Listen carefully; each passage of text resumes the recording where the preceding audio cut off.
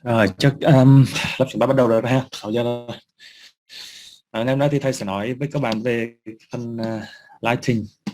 Lighting thì lighting là một trong những cái phần mà nó chẳng là rất là quan trọng trong cái việc mà nếu mà các bạn làm bằng thể hiện cái nhân vật của mình trong Unity, hoặc là làm môi trường, hoặc là bằng cách nào đó mà các bạn thể hiện cái đoán của mình ấy, thì cái lighting đóng góp một phần rất là quan trọng. Yeah.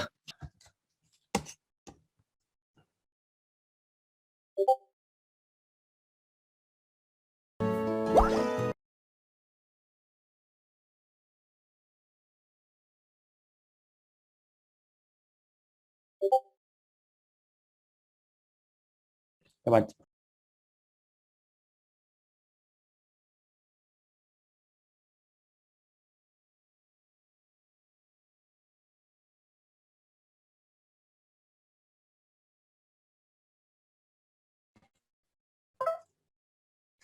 rồi, các bạn xem video này trước nhé, để các bạn hiểu về các cái khái niệm cơ bản về cái lighting đó.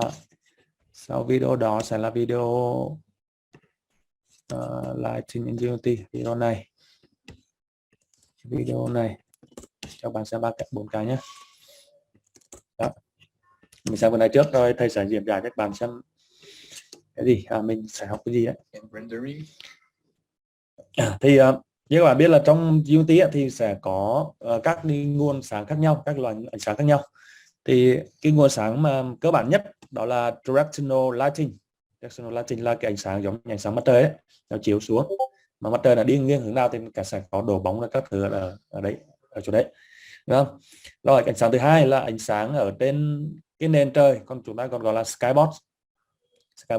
Thì khi mà có mặt trời ấy, thì cái mặt trời của mình có màu sắc và có cái màu như thế nào, ánh sáng nó hắt ra nó như thế nào thì nó thuộc về cái skybox. Rồi cái thứ ba đó là ánh sáng tại bản thân mỗi cái nguồn sáng ấy, tức là gọi là point light, hoặc là các cái tấm phản sáng, hoặc là chính bản thân của cái đối tượng đó phát sáng chẳng hạn thế, hoặc là một cái đèn chẳng hạn thế. Đấy là những cái nguồn sáng phụ mà chúng ta có thể tùy chỉnh được các cái thông số đó giống như trong cái môi trường bình thường thì các bạn. Đấy. Thì các bạn cùng xem cái này thì thầy sẽ cùng diễn giải cho các bạn xem này. This kind of scene is just a few tweaks from the lighting and the scene setting into something more like this. So you don't have to do exactly like this. It's just to show my process into this. I'm just going to. And what I want to show. Rồi giả sử thì chúng ta sẽ có một cái hộp như thế này nhá. Thì trong đó bao gồm các cái quả đế cầu ở đây. Đó. Thì nếu mà các bạn bật cái directional light thì sẽ có một nguồn sáng nó rọi vào trong các cái quả bóng này, đúng không? Thì sẽ có một cái nguồn sáng cái sáng nó hắt lại, là một cái viên này nó sẽ hắt lên. Đây các bạn thấy như viên màu đen nó sẽ có một cái đốm sáng giống như cái tia phản xạ. Đấy. Còn những cái viên khác ấy, tùy thuộc vào cái chất liệu của các cái vật chất đó thì nó phát sáng ra, nó phản xạ cái ánh sáng nhiều hay là ít. Đấy. Thì nó cũng giống trong thực tế, thì trong Unity mô phỏng lại gần như là y chang.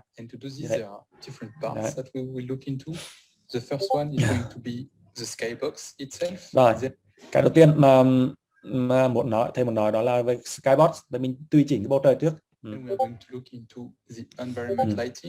Then the environment reflection. Finally, we are going to look at post-processing. Cái thứ ba là nói về cái ánh sáng thông thường. Cái thứ ba đó là nguồn sáng mà phản xạ lại nó như thế nào. Và cuối cùng nói về cái post-processing. Post-processing thực ra nó là một cái giống như một cái tool nó có sẵn ở trong cái Access Store, cho phép các bạn tải cái quảng cáo đó về và các bạn có thể xử lý giống như xử lý hậu kỳ của một cái dự án, một cái game. Extra stuff to add a bit more flavor. Mình sẽ đi lần lượt 4 cái thông số này. Like reflection probes, and finally we are going to touch a bit the lighting itself. And as you can already see, the light itself, so the directional light, we are not going to touch it until the very, very end of the tutorial because it's far from being the most important thing in your lighting. So let's start. So first of all, I'm just going to select my directional light. Rồi, cái ánh sáng đầu tiên, nguồn sáng đầu tiên có là directional light. Đây. Khi mà chúng ta kích và chúng ta chọn này, bạn nhìn thấy kích và chúng ta chọn thì nó giống như một cái object ở trong cái Unity thế. Thì chúng ta có thể tắt bật bằng cách là click vào cái ở bên cái inspector đó này, tắt bật ánh sáng này bằng cách là click vào cái nút tắt đấy. Just disable it. Okay, because what đấy, cái đó chúng ta tắt thế. show is usually how I go when I start to light a scene is I disable all the lights, because the first thing you want to do is try to see how your scene would look without any lighting, because usually what looks wrong in most lighting is when you have like very dark shadows. Cái ánh sáng này là giống một cái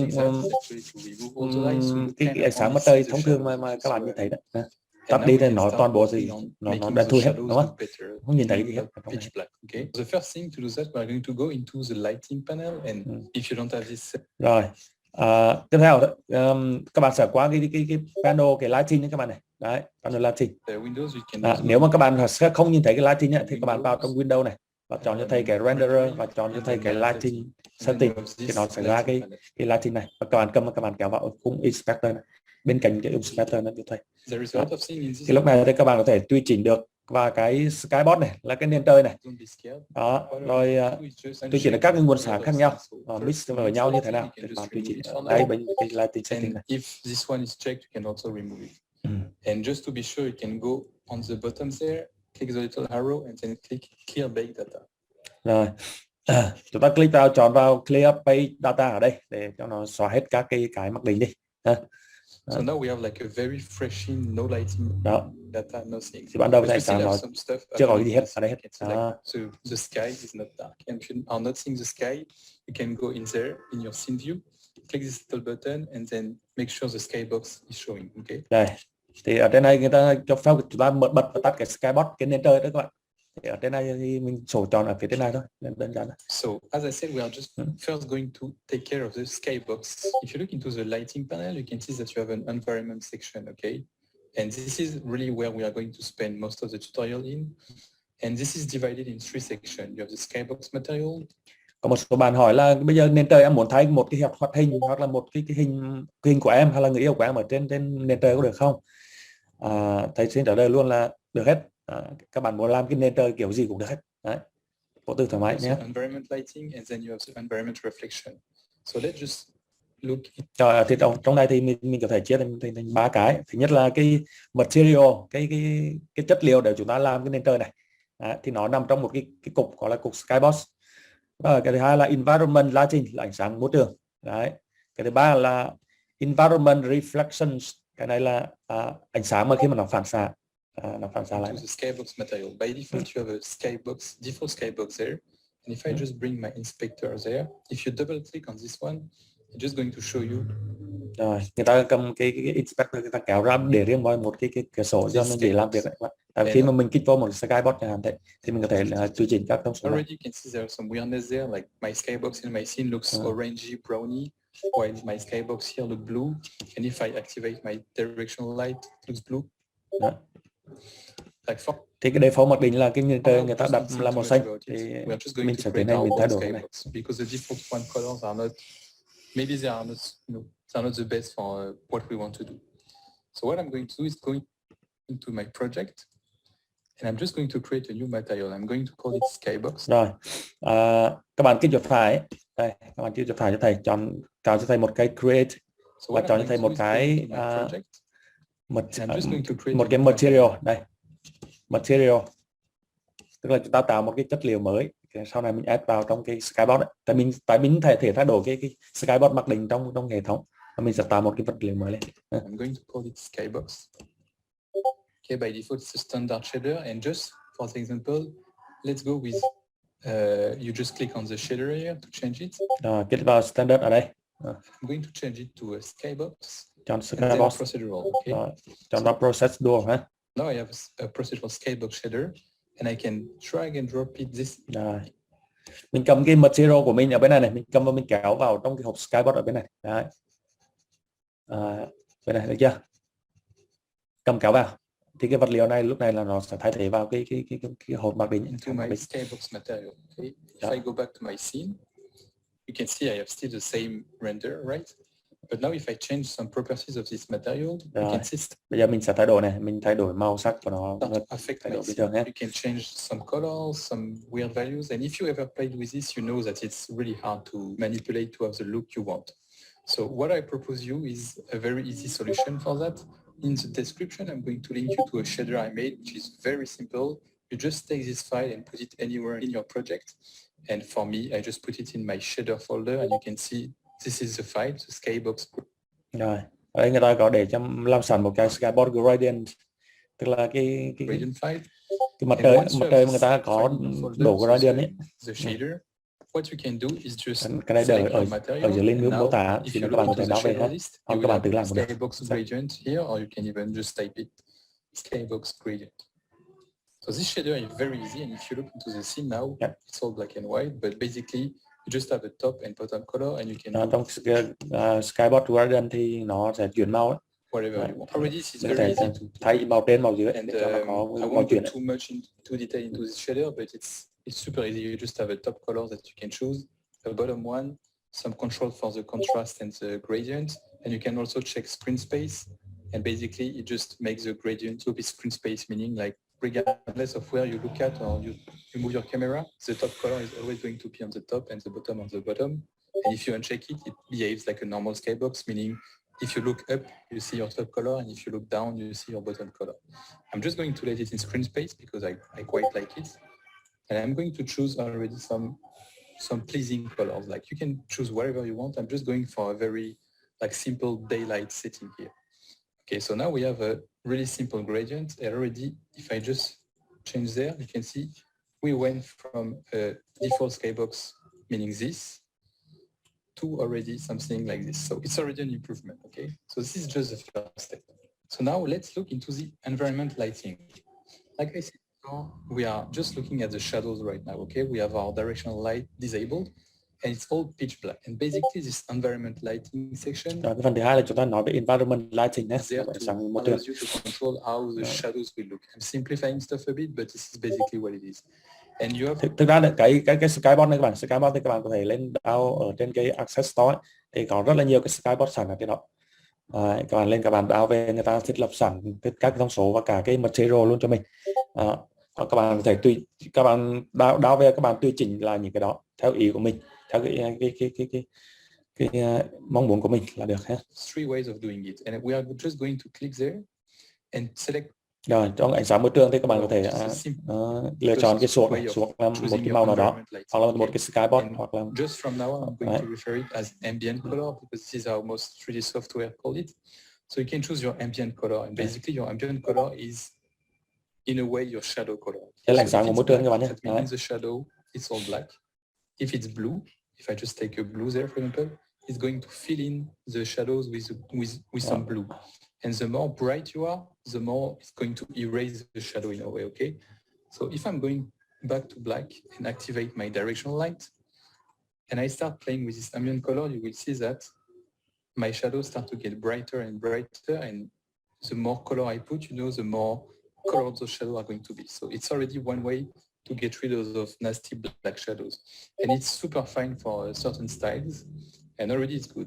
Then cái ánh sáng môi trường này giống như một cái lớp một blend lên trên cái environment của mình các bạn. Và khi mà chúng ta bật cái ánh sáng mặt trời lên thì sau đó bên cạnh ánh sáng mặt trời thì nó sẽ có thêm cái ánh sáng gọi là không khí của một cái màn chơi, thì nó nằm ở trong environment lighting này. Đấy, một cái blend lên. Ảnh mà chúng ta muốn blend màu gì đấy thì nó nằm ở chỗ này đấy các bạn. you have the gradient option. Các bạn có thể chọn là skybox này hoặc là gradient, cái chuyển màu đây, hoặc là một cái màu nhất định. And just to show it, I'm going to disable my directional light. It's almost the same as the color, but the only difference, if I just put everything to black, instead of one color, you have now three. And you can basically choose the ambient depending on the direction of your scene. So I can say the light from the top, the ambient coming from the top is white. I can say that the ambient coming from the bottom is red. So it's the same thing. This is going to be applied only in the shadow, okay? So if I just add a white there, then a bluish tint on the side, and just a note, the equator color, so the middle one is the most important because this is the one that usually affects the most of your scene, and the sky color will mainly affect flat surface like your ground. So I'm just going to choose something like this. And now if I activate my light again, you can see it's already looking quite nice. So gradient and color are almost the same, but the good thing is with gradient is that you can go a little bit more stylized and you have a bit more artistic control. Like, as you can see, just having some green on the bottom, add a really subtle like green light coming from the bottom, and already I can start tweaking it to my liking and having a stylized rendering. Đó, thực ra cái gradient với cái color nó tương đối giống nhau, đúng không? Thế nhưng mà cái gradient thì chúng ta có thể tùy chỉnh nhiều cái màu hơn, và phối hợp nhiều màu ở trong cái môi trường hơn.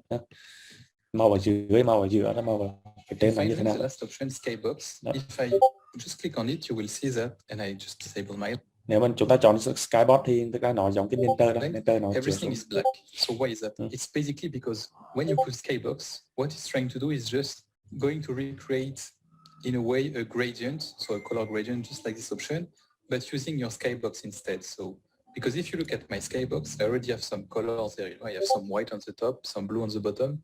So there is a neat way to just use that and have skybox create those colors for you.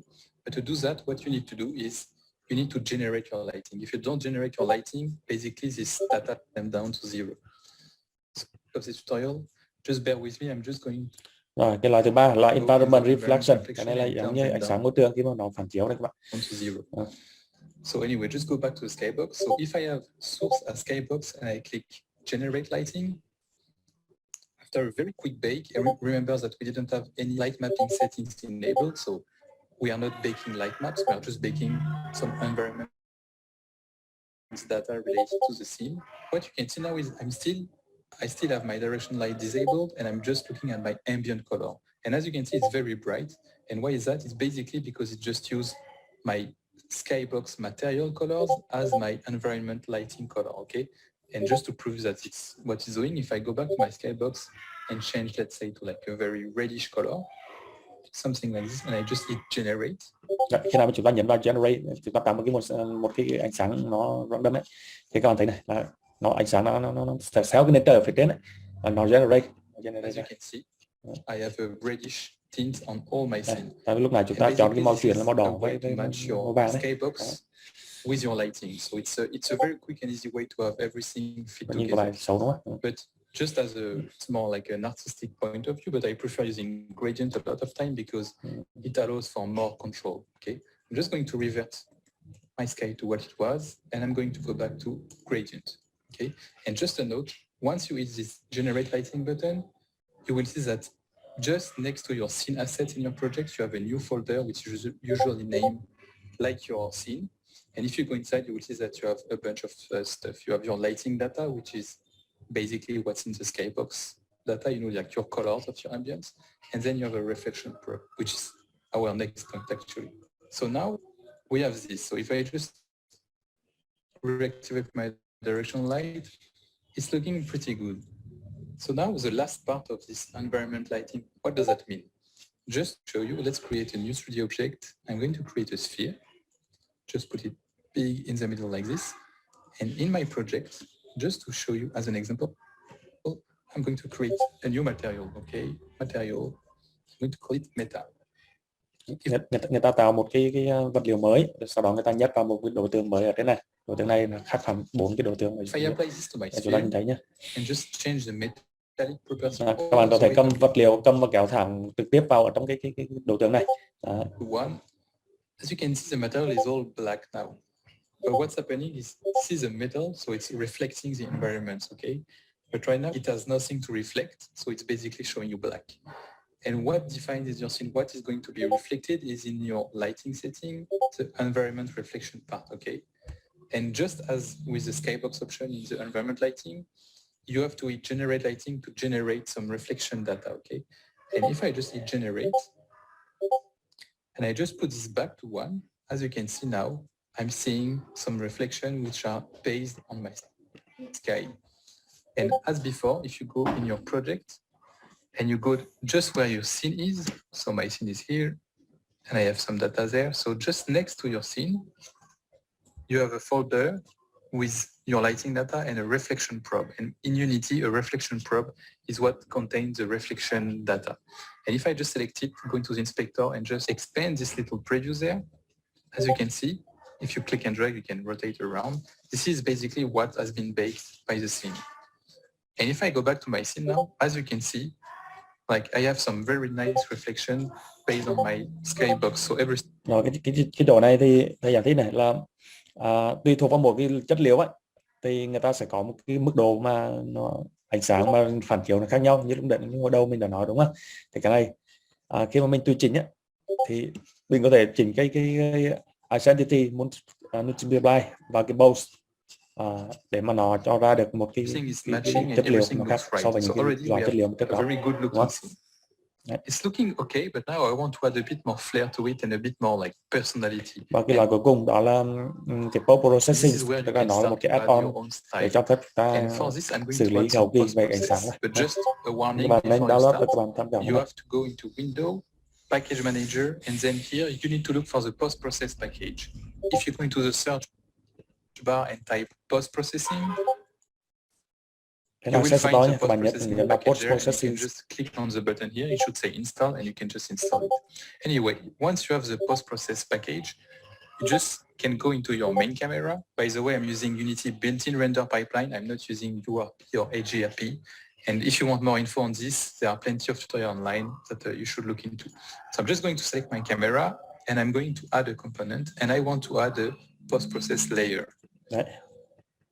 So if I expand this, I can just say on layer everything, so it's going to affect everything in my scene. Thì cái post processing thì chúng ta sẽ làm việc trực tiếp với có thể các lớp khác nhau. Ví dụ chúng ta để everything là toàn bộ ha. Even add some anti-aliasing, and then this is done for that. What I can do is just collapse it, and then I want to add another component, which is a post-process volume.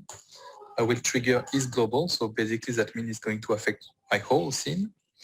And what I want to do is just, if I click this new button, it's going to create a new post-process profile, which is just an asset living in your project that's going to hold all of the post-process that you are going to apply to this camera. That way you can reuse this file like all over your scenes, and it's very handy. So now you have a post-process, but nothing is happening. And just to show you how this works, if I just go there on this add effect button, and I have Unity, I can choose any. Rồi, thì ở trong các hiệu ứng ấy, thì bên cạnh các hiệu ứng cơ bản dành cho camera này, bên camera này, các cái layer này, thì ngoài đó thì chúng ta sẽ thêm các cái hiệu ứng mà bữa trước thì thầy có nói các bạn về cái plon này, ví dụ như cái một vụ nổ này, hoặc là một cái xóa phông này, hoặc một cái điều chỉnh màu này, hoặc là một cái blur, hoặc một cái lens, nói chung là các cái mà hiệu ứng giống như trong nhiếp ảnh các bạn. Thì các bạn chọn vào add layer thì bên này sẽ có rất là nhiều loại như này. Grayed out, but as soon as you click on the little checkbox, it starts to highlight, and now you can play with some stuff. So if I just have the vignette and increase the intensity, as you can see, I'm having this post-process applied on my scene and on my game view. If you are not seeing it, make sure you have this button checked, okay? And you can even choose, I want the skybox, just the post-process, like you have a lot of controls there. But then you would just like click here to have everything. So we don't want the vignette. What I want to show you is mainly three post-processes, okay? The first one is going to be ambient occlusion. And this one is really useful, especially the ground object, because right now we have some shadows from the directional light, but we don't have like very subtle contact shadows. And this is very useful for that. What I can do is just check like the intensity and just put it all the way up to the maximum. And as you can see, it's not looking really great. Like it really depends on what you want to do, but I like to use the other one. So the scalable ambient obscurance. I'm going to check basically everything because I like to control everything and then uncheck later. One way I like to work is just put the intensity all the way to the maximum, then play with the radius so I can see what I'm doing. And the more high the radius is, the more your ambient occlusion is going to be large. So I want something around like this. I definitely don't want a black because pure black is never super pretty in a game. So I'm just going to change this to more like a bluish color, but this is up to you. And then I'm going to tone down the intensity. And I think it's pretty good. Let me just play a bit with the color. And now if I just disable it, you can see it's a very subtle effect, but it really grounds the object. So we have an ambient occlusion. The next one I want to add is a bloom. I'm not going to go too much in detail on this one, but basically you can control the intensity, and the threshold is basically how much of your image will impact the blue. Rồi, nói chung về cái phần post processing ấy thì tùy thuộc vào cái effect mà các bạn muốn add on như thế nào thì các bạn có thể tùy chỉnh ở đây và các bạn kéo luôn các bạn tùy chỉnh nhé. Rồi để biết cái áp dụng cái post processing đấy thì thầy sẽ cho các bạn một cái video, các bạn mở cái video mà lighting and post processing low poly này, thì nhất là những bạn mà làm cái video về low poly, làm về low poly đấy, thì các bạn xem cái video này để mà xem người ta ở bên người ta làm ánh sáng các thứ như thế nào. Bây giờ mình hồi đầu thì mình nhìn nó gớm gớm, bây giờ ra thực tế ra làm sao đây. Rồi bắt đầu này, thì nó giống như khi mà chúng ta dựng bằng các phần mềm bằng 3D bằng Maya rồi các thứ, các bạn import vào trong này ha, và sau đó các bạn áp dụng cái ánh sáng thì nó sẽ ra được như này. Đấy. Cái này post processing đơn giản có nhé. Your project must be 3D. Go to File, Bullet Settings. Make sure you're Rồi ở đây các bạn chắc chắn là chúng ta phải để các bạn vào build processing đấy, các bạn chắc chắn là để cái PC Mac và Linux standard alone này. Mac and Linux standalone build. Cái này mặc định là lúc nào cũng có đây. Rendering. Rồi nó cũng vào rendering. Vào rendering chọn là cho thầy lighting và các bạn cầm kéo qua giống như lúc này mà video kia. Make sure you are in the scene section and enable auto. Rồi ở chúng ta chọn cái scene này thì ở dưới chúng ta có cái nút là auto generate để chúng ta auto tạo một cái ánh sáng lên cho cái Mac của mình. Đấy. Thì đây là ánh sáng basic mà nó tự động nó tạo cho mình ngay ban đầu. Thì trong ánh sáng lên nó có directional light rồi các thứ đấy. Sáng rất là basic, rất là các bạn trên một Mac thì nhìn cũng có vẻ là ok ra đúng không? Đấy. Thì trong đây người ta sử dụng cái ambient color from từ cái skybox để mà chúng ta tạo một cái nguồn sáng mà chúng ta có độ bóng đúng không? Rồi tiếp tục các bạn vào project setting. Rồi. Trong project setting thì mình có thể điều chỉnh được chất lượng của các cái độ bóng đồ xuống. Thì nó khác với những cái người mà làm cái map reality, tức là những cái map mà nó nhìn trong vẻ thực ấy. Tại vì đây chúng ta làm bằng lá poly đúng không? Thế các bạn thể để cái cây các thứ này thì tại vì cái lưới chúng ta ít đúng không? Cho nên nó sẽ có cái hình dạng vuông đấy. Này chúng ta muốn giảm bớt nó đi thì chúng ta sẽ tăng cái chất lượng của ánh sáng, nguồn sáng lên thì nó sẽ giảm, nó sẽ phủ được cái nào các bạn. Rồi chúng ta vào chỗ từ cái làm cái layer trước nhé. And change color space to linear to make colors more realistic. Colors looks much better now. Rồi các bạn chọn vào linear. Open quality settings. Rồi cho chuyển qua Set quality to ultra. Shadows. Rồi ở đây là có very loud này, medium này, high này, ultra là chất lượng ánh sáng mà tốt nhất rồi đó. Các bạn chọn ở đây thì chọn ultra cho mình. Ultra ở bên cái máy Mac với PC ở đây.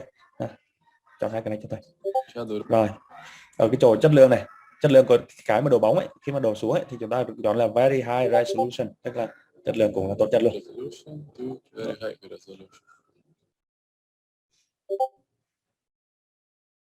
Bây giờ các bạn nhìn ở đây đó, khác rồi đó. Rồi tiếp tục thì mình sẽ điều chỉnh cái ánh sáng mà chiếu trực tiếp. Rotate directional light by X and Y axis and change the time of the day.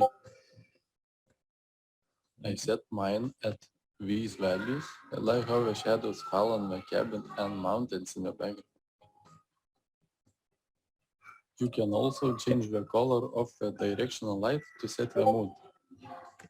Rồi mình có thể điều chỉnh cái màu sắc chuyên cho directional light để mà tạo cái mode ấy, cho cái game của mình ha. But I will leave it at default. It's hard to see, but I have some light bleeding on the shadow. Set normal bias to 0 to reduce light bleeding on the shadow. Ở đây người ta chỉnh cái normal plus ở đây đó. Các bạn nhìn thấy là cái độ bóng bây giờ nó sẽ không quá chi tiết nữa, mà nó sẽ đi lên thành các khối. Go to lighting, open environment tab. Rồi tiếp tục chuyển qua tab environment để chúng ta tùy chỉnh ánh sáng của môi trường nhé. Set environment lighting source to color and change the Rồi chúng ta chọn là color và chọn ambient color, chọn nó có một cái màu nhất định. Đây là ambient bên kia các color, bạn cũng thấy shadow color to whatever you want. màu môi trường nha. Chúng I ta will chọn một cái màu nó có vẻ là warmer ấm đúng không? Warmer red color, màu mặc định của nó này 205 150 150. red color. Cái này tùy các bạn chọn thôi nhé. The scene looks better already. Rồi, cái cảnh lúc này các bạn như thế ổn hơn nữa, có ánh sáng môi trường vô đường khác. Right now, I really don't like how flat the cabin looks. So let's give it more depth by baking in direct lighting for it. Go to lighting, scene tab. Disable auto generate. We will pick the lighting manually. Make sure baked global illumination is enabled. Change lighting mode to baked Rồi người ta sẽ chuyển indirect. chuyển ánh sáng xuống là I bake only want to bake indirect. indirect lighting data. Set light mapper to progressive GPU only if you have a supported GPU.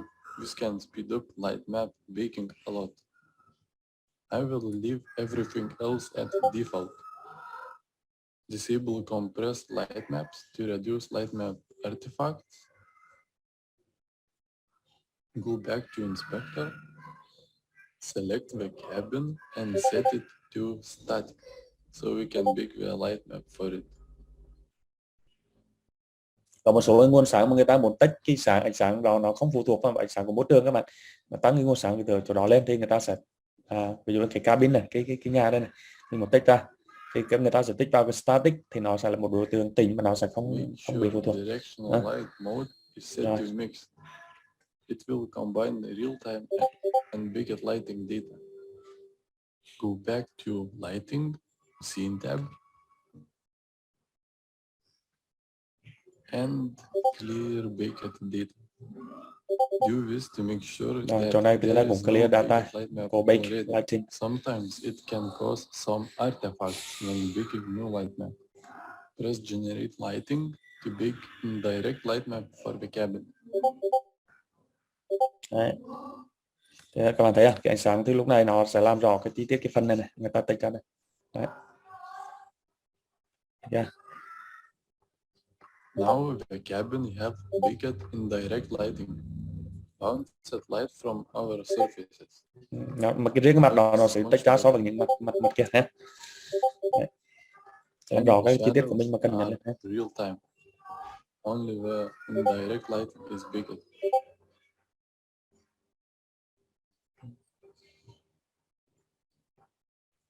Now go to lighting environment. Enable fog to add some atmosphere.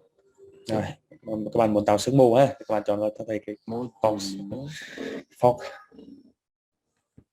Set start to 15. How far from the camera fog will start. And set the end to 300. How far from the camera fog will completely obscure object. Bắt đầu từ đâu và kết thúc từ đâu ha? Màu của cái sương mù như thế nào này? I will use the color picker to pick the sky color. I will pick the color from here. Looks pretty good. I will pick a little bit brighter shade. Okay, I'm happy with that. Now I will drag and drop window to the top to make it bigger.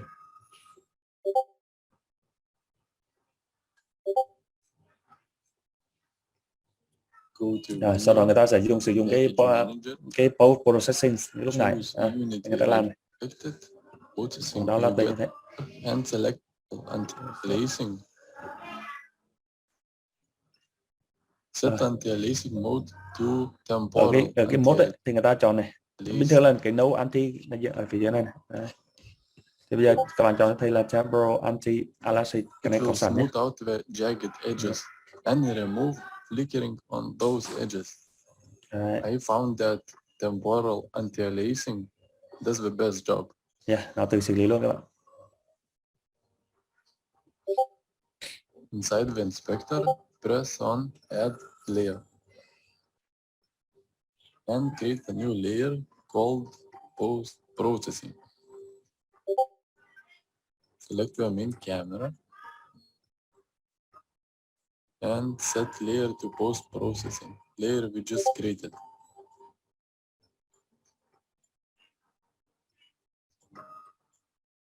Create empty game object. I will call it Post Process Volume.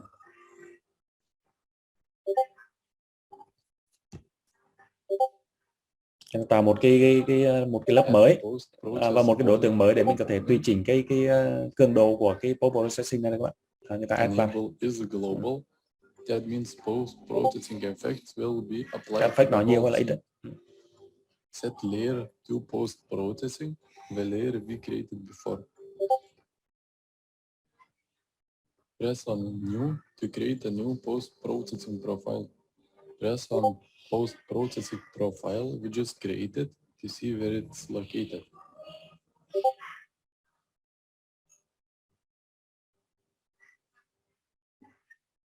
Now select post process volume.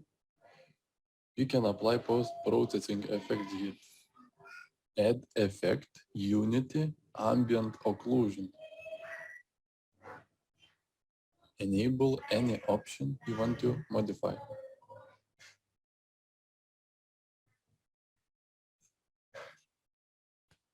Set intensity to 0.5.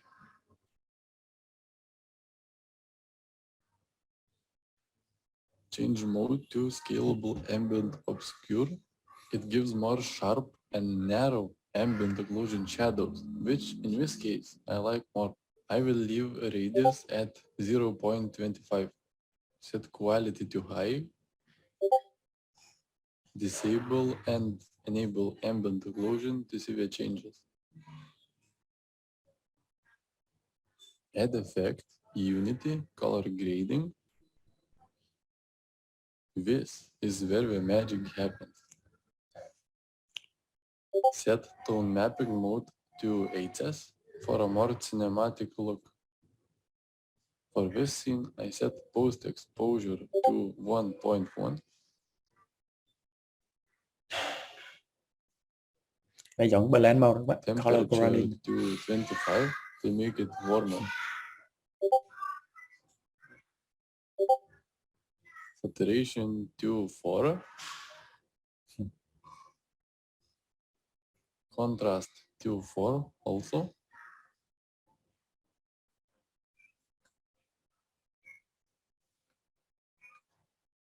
I will set blue channel to -15 to make the sky a bit more blue.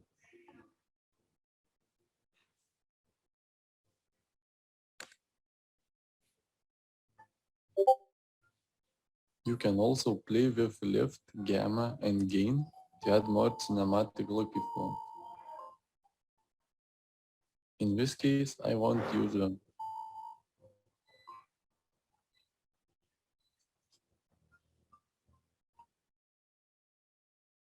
Đấy, màu bây giờ nhìn ok ổn hơn rồi đúng không? Có blend khác. Đó. Và người ta có thể sử dụng Set cái depth of field. aperture Depth to of a field nó low giống như value cái like giống như giúp ảnh đó 0.9 có depth of so we can field see rồi nó sâu ở where trên the ảnh. camera is focused on that. Xóa phông là bao nhiêu, cái mức độ focus của một cái cảnh là bao nhiêu. I found that focus distance at 38 works the best for my scene. I will set focal length to 100. Thế là chỉnh khẩu độ mà. Tiêu cử. And aperture to 3. Disable, enable depth of field to see the changes. That's it. This is how I light my low poly scenes in Unity.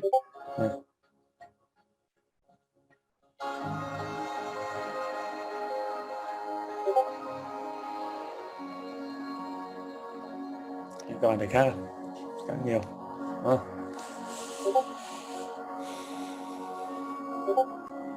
Rồi, ánh sáng thấy đấy.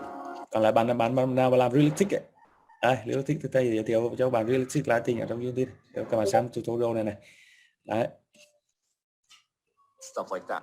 Me check out stable. Make sure you premium to get the realistic Rồi, lighting. ban đầu cái cảnh nó chưa có gì, bạn nào làm cái môi trường game mà nó thật đấy, hoặc là làm công trình kiến trúc rồi các thứ đấy, thì các bạn áp dụng cái này thì cực kỳ hiệu quả. But if you can see the assets, I'm basically, yes, when you can see be running real-time lighting. Đầu tiên thì người ta sẽ sử dụng một which also means that that một cái effect called 3D nguồn sáng trực tiếp first, and you don't, and some old. If you want to, feel free thì to. Nếu mà ánh sáng trực tiếp thì chúng ta nhìn vào nhìn nó gớm gớm, nó cũng chả có không khí gì, không có cái atmosphere gì dành cho.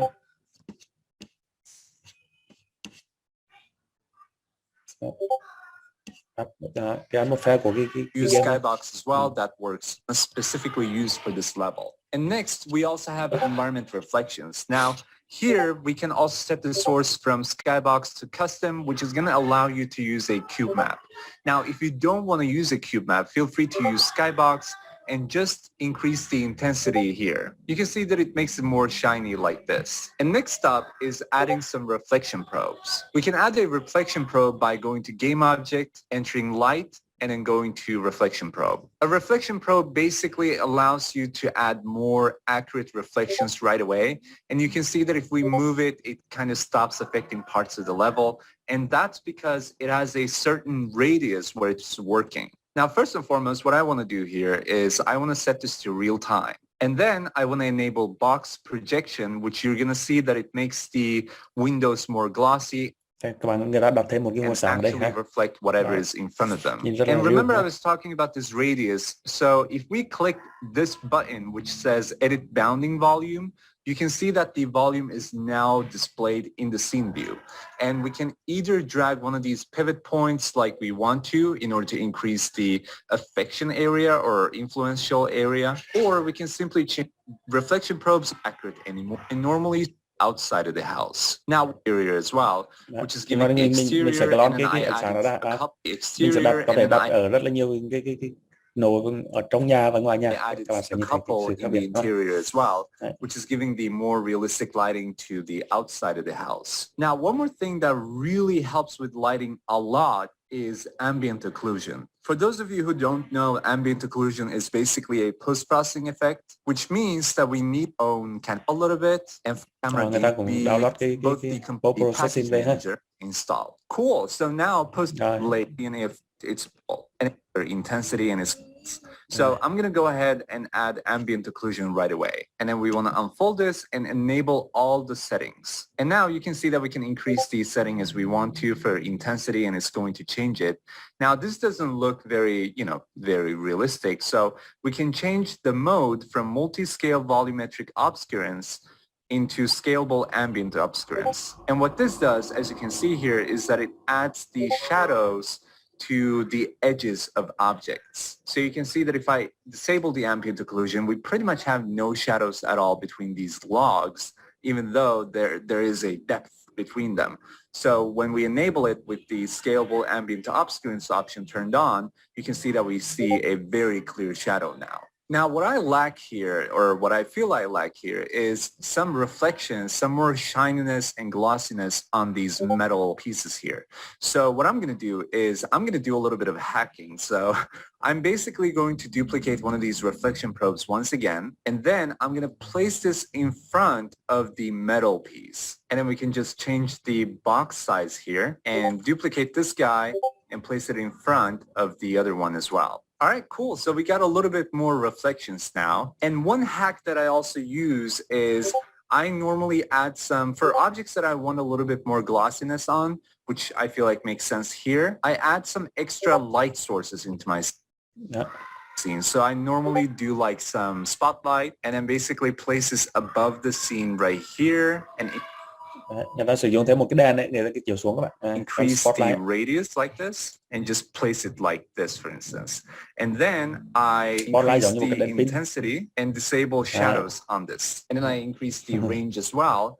Then I simply set this to have a culling mask so it doesn't affect all the game objects in my scene. So where it says culling mask everything on the light component, oops, I basically pick nothing and then switch it over to a layer that I have set for one of these game objects.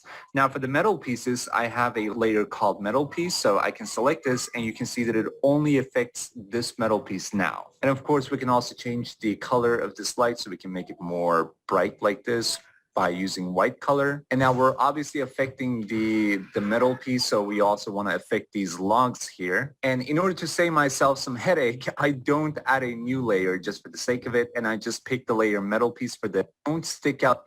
This is pretty dark here. So what we want is a color that makes it stick out a little bit, but not too much. So we still want to follow the off. A bloom effect will also help a lot. So we can always add some bloom here, enable all the settings just as well on this one, and then increase the intensity to get this glossiness in the sky, which is also going to affect the game objects around it a little bit. Additionally, I also like increasing the softness and then the intensity a little bit to where I basically feel like it's unrealistic at this point, and then just play with the softening a little bit to see how much I can have it influence the other game objects around it, so there's like a bloom effect. Clamp and diffusion also help a lot with this, so we can just like play around with this value component. Like bleed after ending this video does add a lot to the color. Not the best lighting ever, but kết quả của người ta ha, có người ta add thêm một cái gradient. This is kind of like a short tutorial on how I do it and how to get started. So this should kind of like push you into a good like that own technique. On top of that, we also have either questions started. So rồi, tại đây cái chắc các bạn phải làm thử cho biết là các bạn có câu hỏi cho thi thắc mắc về cái lighting không nhỉ? Chắc là các bạn phải bắt tay vào, các bạn tải cái post processing đấy, các bạn làm thử ở trong cái map của mình xem thử nó thế nào, áp dụng cho cái map của mình nhé. Hy vọng là các bạn áp dụng được một cái gì đó về cái ánh sáng để mà cho cái map của mình sẽ cho tốt hơn. Được chưa? Rồi, không khí lớp nó có hơi trầm nhỉ, chắc là giờ tôi nói các bạn không chịu tương tác hết. Rồi,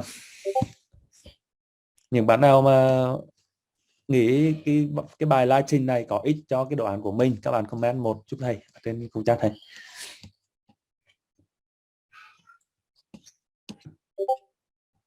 Có thể áp dụng được cho cái đồ án của mình nhé. Ok, rất nhiều bạn nhé. Rồi thầy hỏi một câu tiếp theo.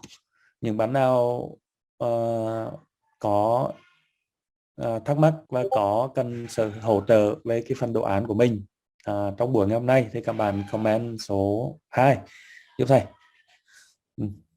Số 2 là những bạn mà có cần hỗ trợ về đồ án của mình nhé.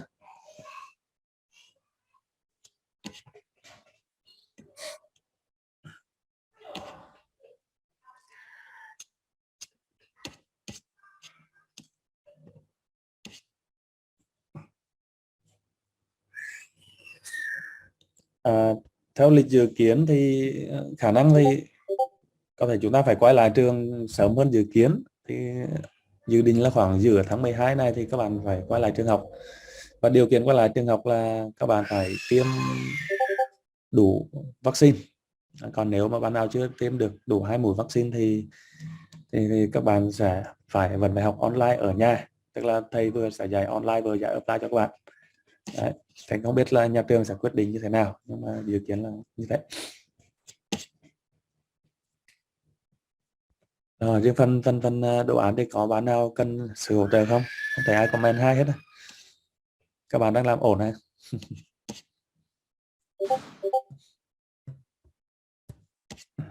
Ok.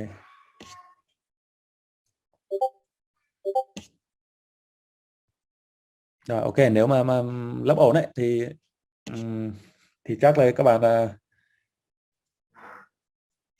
các bạn tự làm thôi sao? Thành sẽ dành thời gian để cho các bạn làm bài của mình nhé. Cái phần giảng lý thuyết thì chắc tới đây thôi nha. Bạn nhớ xem video thêm về cái lighting in Unity này và search cái từ khóa này. 3D nè, HRV hoặc là cái từ khóa này này. Được chưa? Thì sẽ có nhiều cái ánh sáng ở trong đó lắm. Được chưa? Rồi phần tiếp theo thì chắc các bạn sẽ nghỉ giải lao một chút và chúng ta xem video. Làm gì nhỉ? Bạn nào có thắc mắc hoặc là có gì thì các bạn cứ comment vào khung chat nhé. Thầy vẫn còn ngồi đấy nhé. Không đi đâu hết.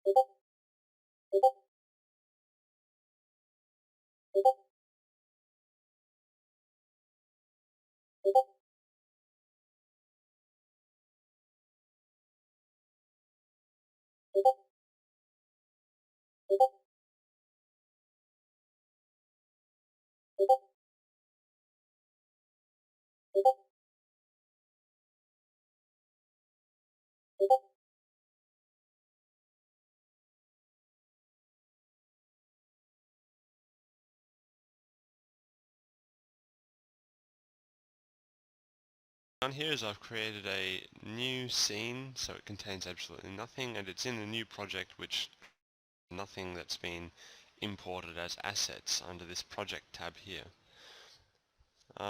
So what you'll see is that there's a main camera by default as well. So if you hit play, this camera actually shows you what what the scene looks like, which at the moment has nothing in it. So I'll hit play to stop again. What I'll do is I'll drop a few objects in, just so you can see what our lighting is doing. I will make a plane to start with. I'll put it at the origin, click on the X and type in 0, tab 0, tab 0. That'll center it on the origin. Or you can just right click on transform and click reset, and that'll snap it to the origin as well, I think. Okay, so we've got a little plane there, and I will create a few things to go on that plane. I'll make a cube, reset its transform to the origin. I'll move this plane down by half a unit as well, just so that the cube sits on top of it instead of halfway through it. I'll duplicate that cube by selecting it and hitting Control C and Control V, and then moving it around using these different arrow things. So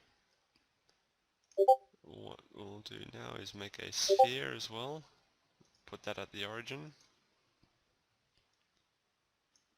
move it around a little bit. Okay, so if we hit play now, we don't have any lights in the scene, and this is what it'll look like. There'll be a default blue background and a bunch of grey objects that you can't tell any detail on the surfaces at all. So what you need to do in order to be able to distinguish detail on those surfaces is to create a light, game object, create other, and then it's one of these three options. Or if you're using the latest version of Unity, you'll see another option called area light. You won't really need to touch on that though for this subject. The main ones you'll be using are point light and directional light. So what I'll do is I'll create a directional light first. This creates a light that comes from a direction, so you can think of it like the sun or something. Now I just hit E to let myself rotate this this object that I've got selected. Alternatively, you can just click this button up here to rotate the object, and then you can click and drag these little colored circles, these gizmos, to control the angle that this light points at the scene. Some other controls that you can toy with are the intensity of the light. You can make it you know, very washed out by making the intensity, you know, some value above 1, or you can make it a softer light, dragging it down to a value that's, you know, less than 1 as well. You can also play with the color. This applies to every single light, so you can, you know, make a nice sort of afternoon glow by making it orange or something like that. So that's a directional light, and it applies to absolutely everything in the scene. And if you've got a pro version of Unity as well, you can select a directional light and set its shadows to actually be cast. So you see these objects now have some nice kind of blocky shadows coming out of them. If I up the quality settings, you'll see here that the shadows get a little bit more detailed or a little less detailed, and you get various kinds of artifacting on the surfaces and stuff if you reduce the quality. Okay, but you need Unity Pro for that to work. So I'd recommend saving that until like the last month before your final assignment's due, because the Pro trial only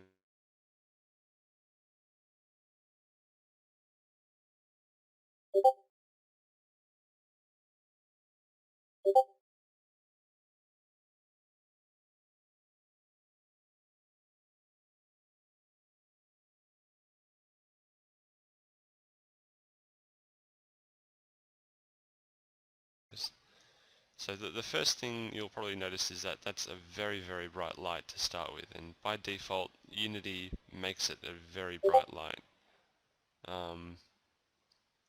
So what you can do is you can change the range of this light.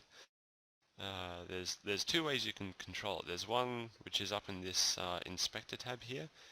You can manually enter a number there, like, I don't know, 5 or something, and that'll make the radius of this light 5 meters. So it'll be you know, as bright as it can be, intensity 1 at this center point, and then it'll fall off until it gets to this outer radius, at which point the brightness will be 0.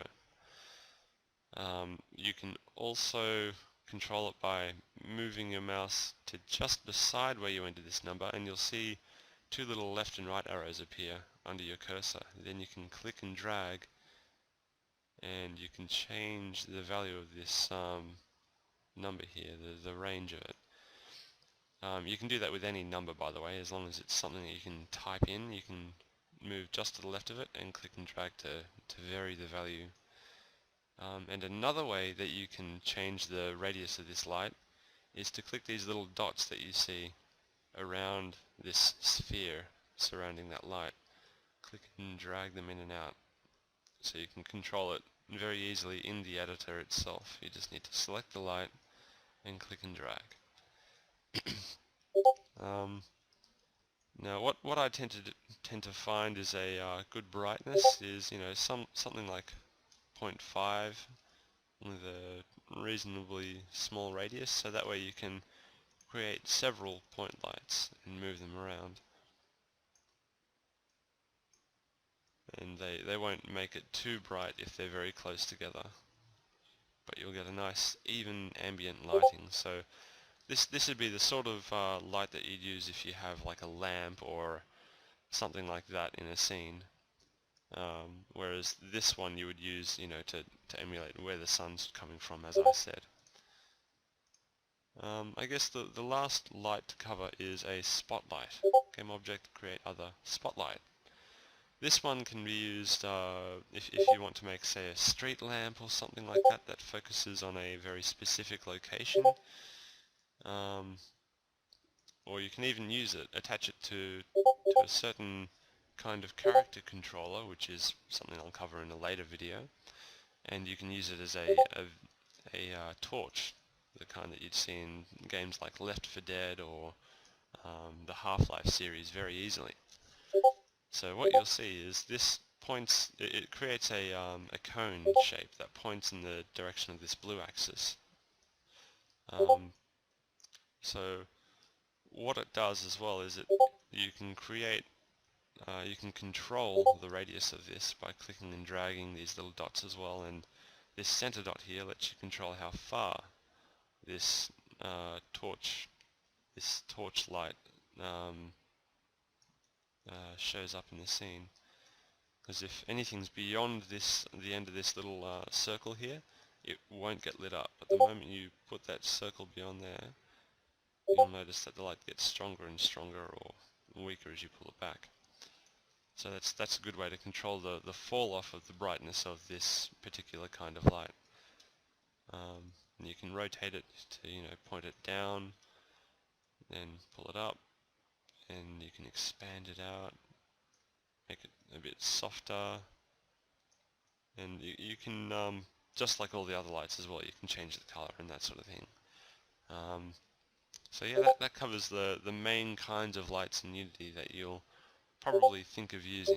Like I said, this cone light, the spotlight, you won't really need to use for the most part. The main two you're going to be using will be a directional light and a few point lights to give some nice ambient touches to the scene. Hello and welcome to the part 5 of the tutorial called Game Level Texturing. Today we're gonna talk about how to bake a light map in Blender and in Unity.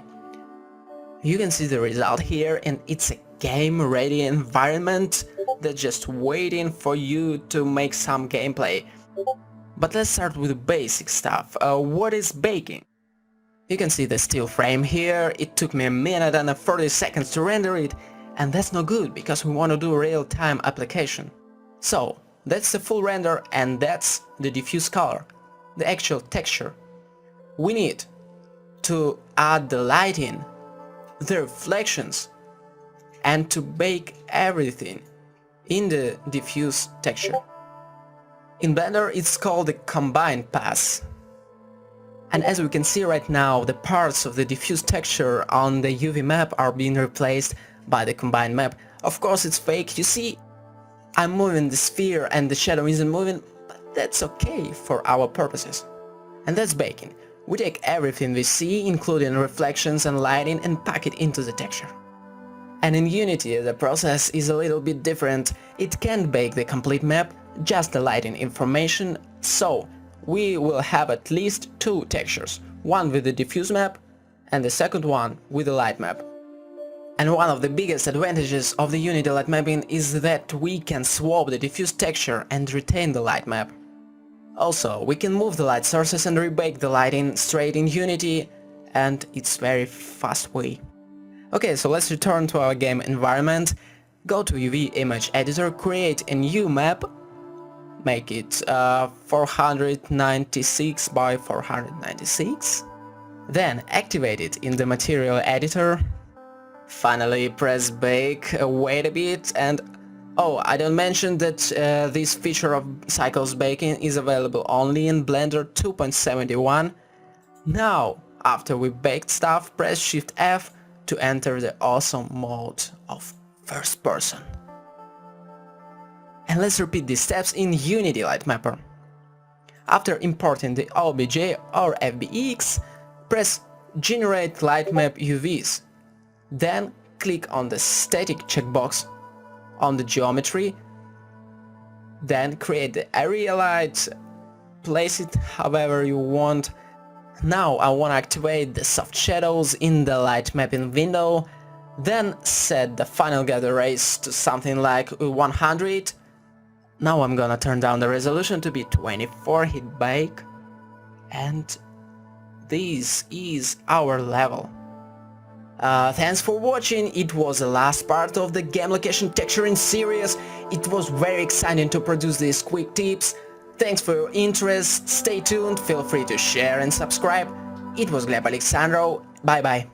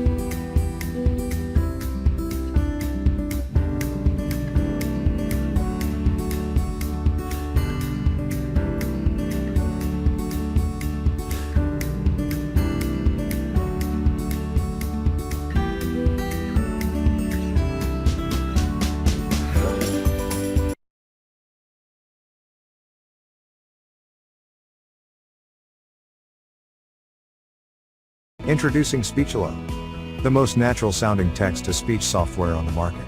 Hey, I'm Joey, and I'm one of the 30 AI voices from Speechelo. You listened to this video until now and you probably couldn't tell I'm not a real human voice.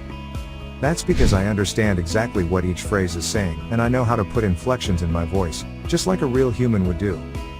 I was coded in that way that my neuro-linguistic engine will analyze the phrases, and I'll understand when I'm enumerating something, when I have to emphasize a word, or I need to take a deep breath. But you don't have to worry about any of these things. With Speechelo you can generate as many voiceovers as you want with only 3 clicks. Yes, you heard me right. Only 3 clicks. Click number 1. Just paste the text you want to be transformed into speech in our online text editor. Click number 2. Choose the language and voice that you want to use. We offer male, female and even kids voices. And finally click number 3. Click on generate and in 5 seconds your voiceover is ready to be downloaded. How cool is that? And you didn't have to pay a single cent. And didn't have to wait a week to receive your voiceover. We offer voices that are perfect for training videos, voices that are perfect for presentation videos, and voices that sound like Hollywood movie trailers, and even kid voices that sound joyful and innocent. All our voices have elements that make a voice sound real, and include all the voice expressions needed to make people more engaged in your content and make it sound professional.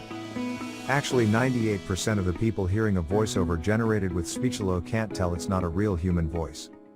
This video is created with a voice from Speechelo and you are still here, watching and listening to what I have to say. That proves my point. So here is the deal. For a limited time, you're getting the deal of a lifetime. Normally we will sell Speechelo as a monthly recurring service. But today, because you are in the first 1,000 people to join, you get the special founders offer. You can get Speechelo for a ridiculously low one-time fee and no monthly recurrings. The price you see on this page is the lowest it'll ever be. In fact, the price increases with each minute that passes. If you want to lock in the price, don't refresh the page, don't bookmark it for later, just go ahead and click the Buy Now button below, right now.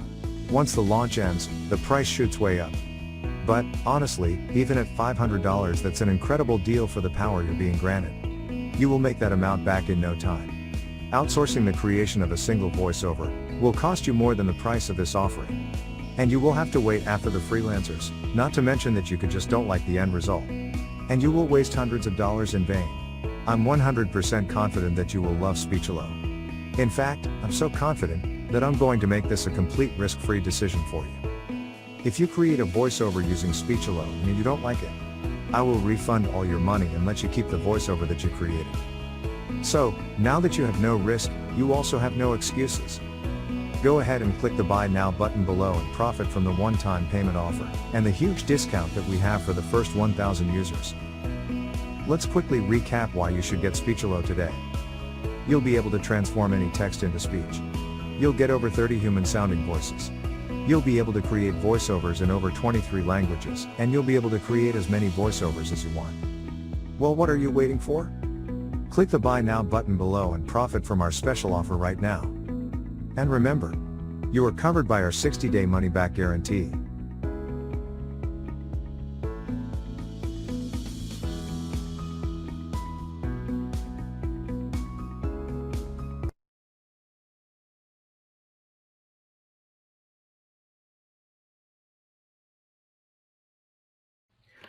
What's up YouTube, this is Demkeys back again with another Unity tutorial, and today you're going to learn about light cookies.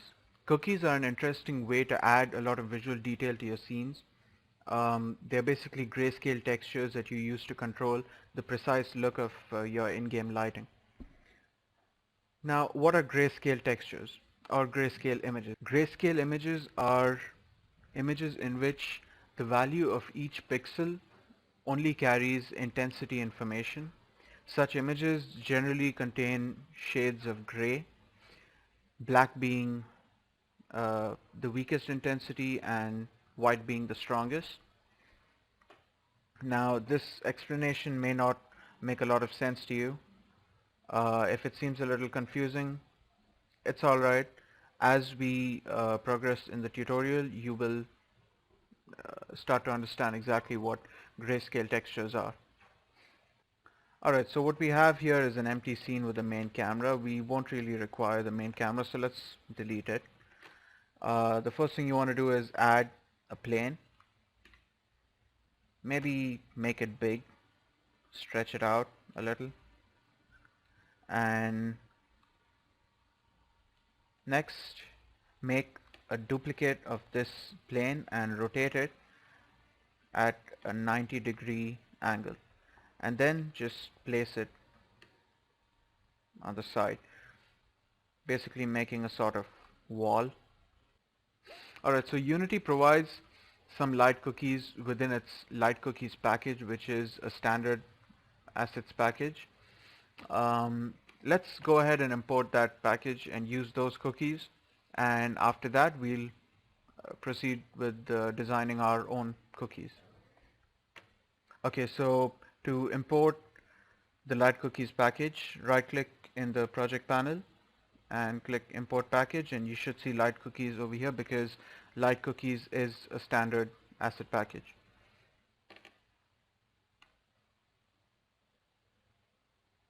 Make sure all of these options are checked and click import.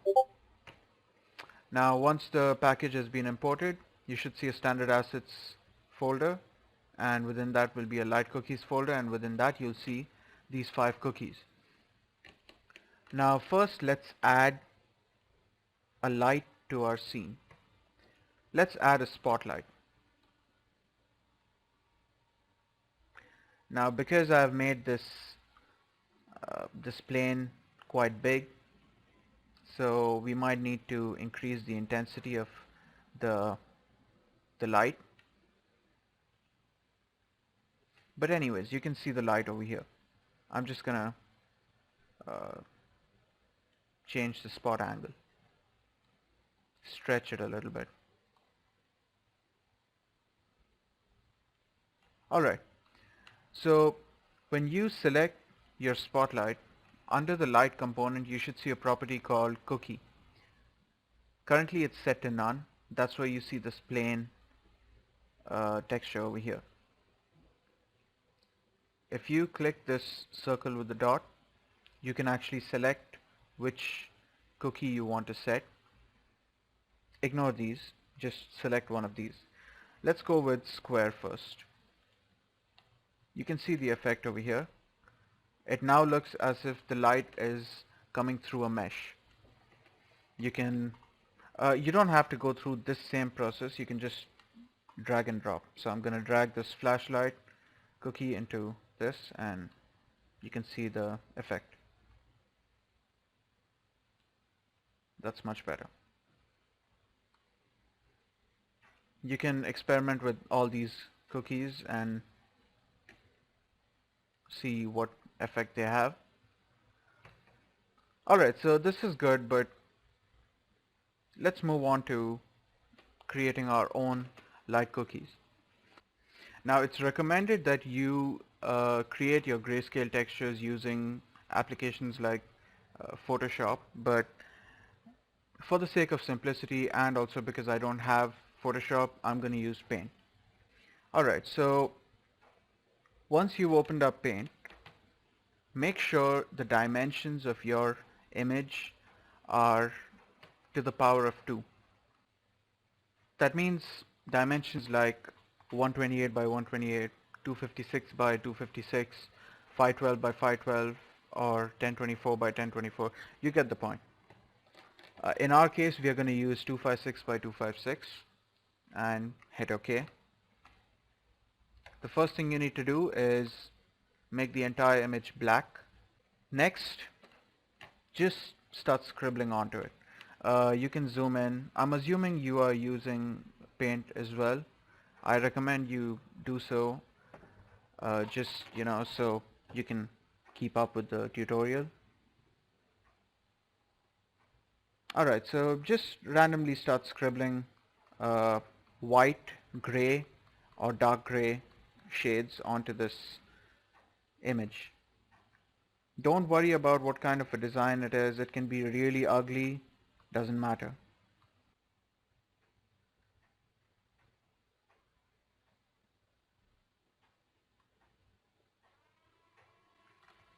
Okay, so I've got this image over here. It's got black, white, light gray, or I guess that's just gray, and then dark gray. I might be confusing them, but you get the point. It's got these 4 colors. You should not add any of these colors over here because this is a grayscale image.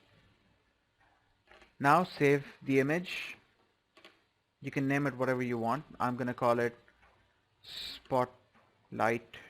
No, we're going to use this on a directional light. So call this directional light cookie. Once you've saved the image, import it into Unity. Just a simple drag and drop. And the image is imported into Unity. It is imported as a texture, so you need to change it to cookie. And once you change it to cookie, you have a couple of options over here. First of all, you have light type. This specifies what type of light you're making the cookie for. It could be a spotlight, a directional light, or a point light. Let's select directional because we are going with directional light for this example. We'll check out the others as well. Next, you have alpha from grayscale.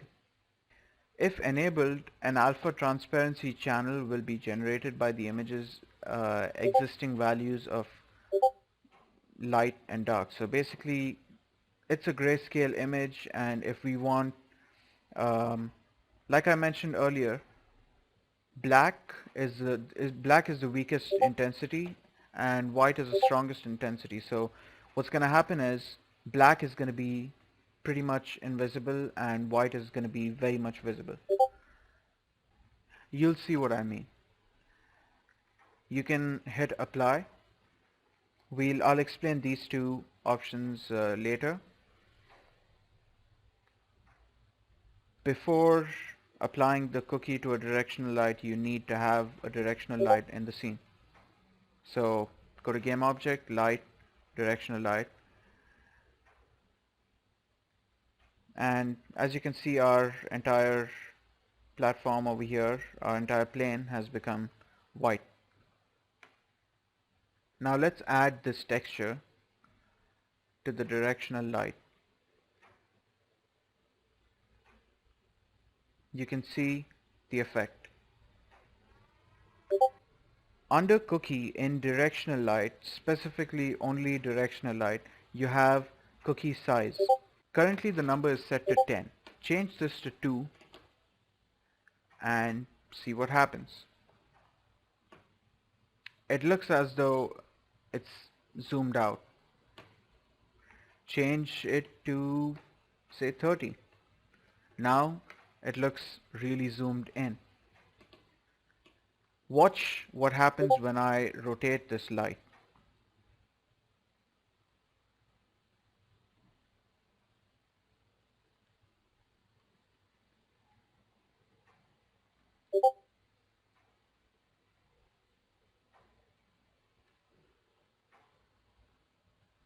Alright, so this is just a flat surface. These are two flat surfaces. The texture looks good. Let's see what happens when this directional light falls onto other 3D objects. So let's add a couple of 3D objects to our scene. You don't need to be very particular about this. Just place whatever you want. Set whatever size you want. It doesn't even have to touch the ground, but I'm gonna make it touch the ground.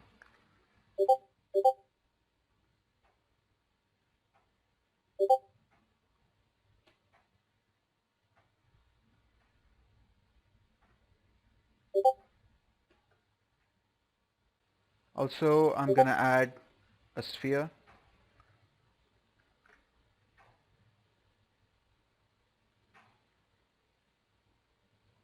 And maybe a capsule.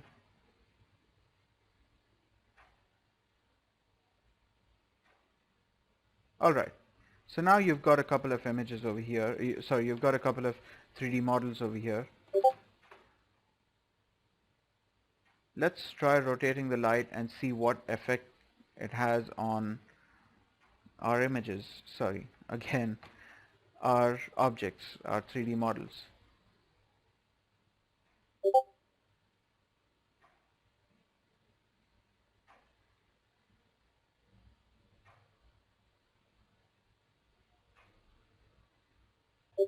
As you can see, the texture has been applied, the cookie has been applied, and that effect is not only shown on the plane, it's also shown on these 3D objects.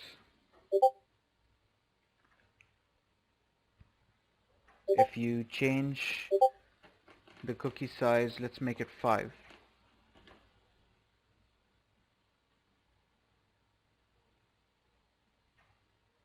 So this is how you use directional light cookies. Now let's try some other cookies. Now let's try making a spotlight cookie. Go back to paintbrush, or sorry, paint, and create a new file. Zoom in a little, make sure the dimensions are 256 by 256. Go over the same process, make the background black, and start scribbling. But in this case, wait, sorry, don't start scribbling. Make a specific design or some sort of logo that you want to show. Let's say, in my case, maybe N.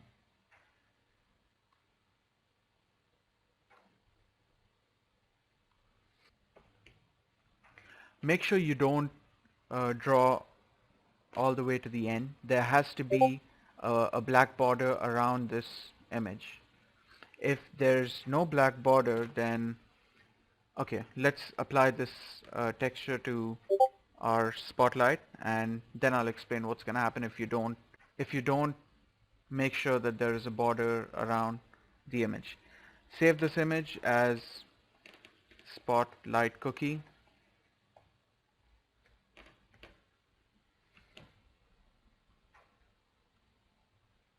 Import it into Unity.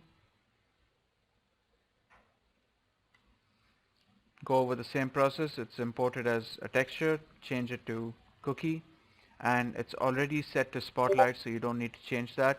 Make sure alpha from grayscale is checked, and leave these two. I'll get to it soon. And then hit apply. Now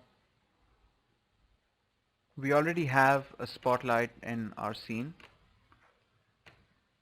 Let's disable the directional light and change the intensity of, in fact, change some of the properties of the spotlight. I'm going to make this a little thin and increase its range,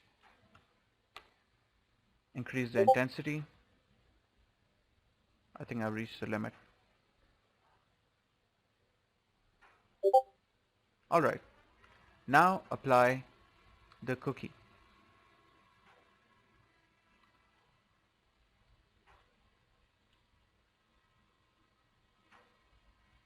As you can see,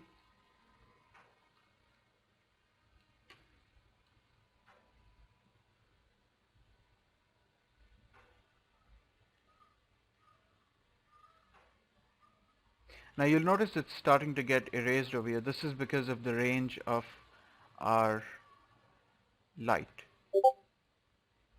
This is not a design, it is still a light that is being flashed upon a certain surface, but there's a cookie applied to it, and that's where you see the light being shown like this.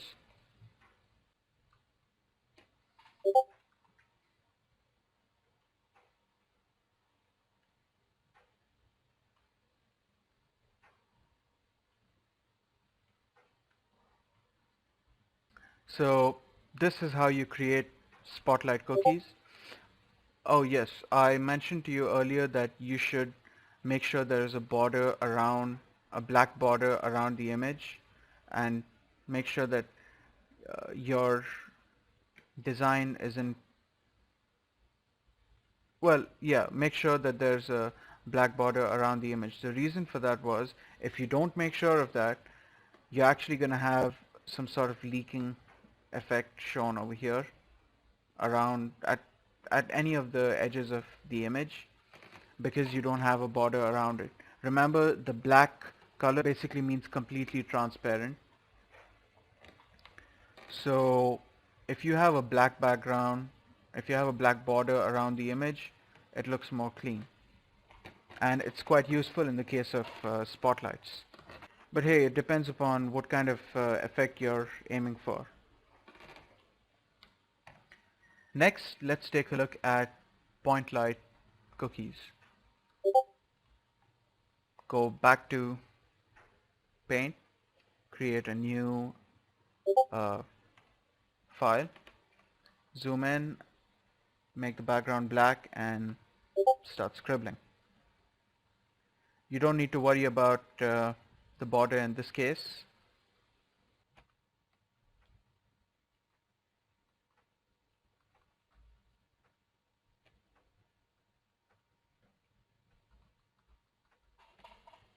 Now save the image.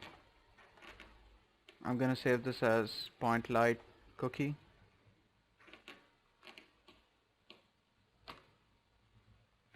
And then import it into Unity.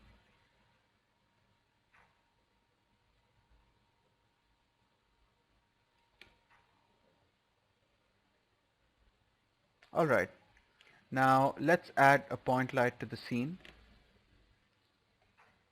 Increase its intensity.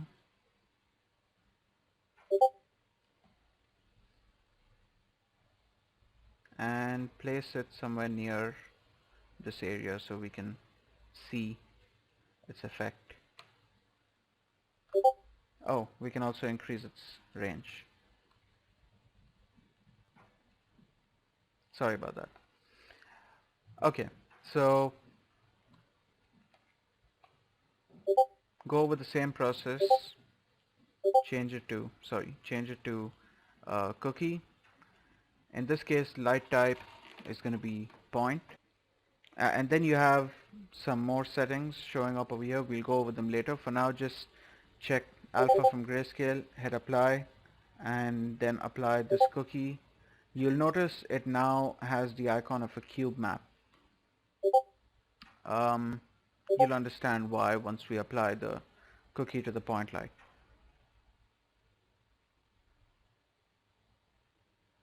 As you can see,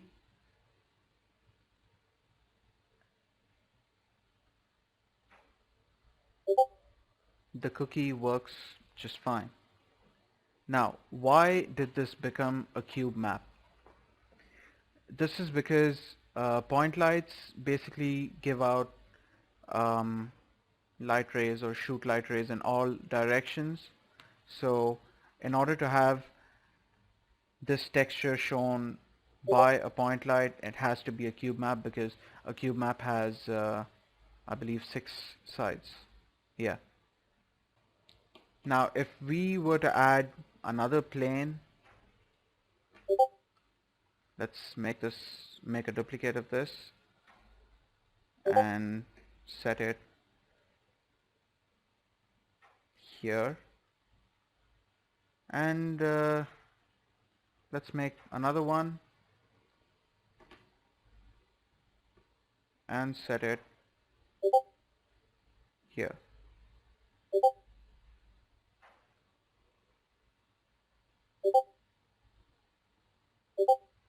Now when you rotate the light, you can see the effect. We have our 3D objects over here. We have these sort of walls over here. The light is actually affecting all the sides. You'll notice this wasn't the case with spotlight, and the effect in directional light was slightly different from this.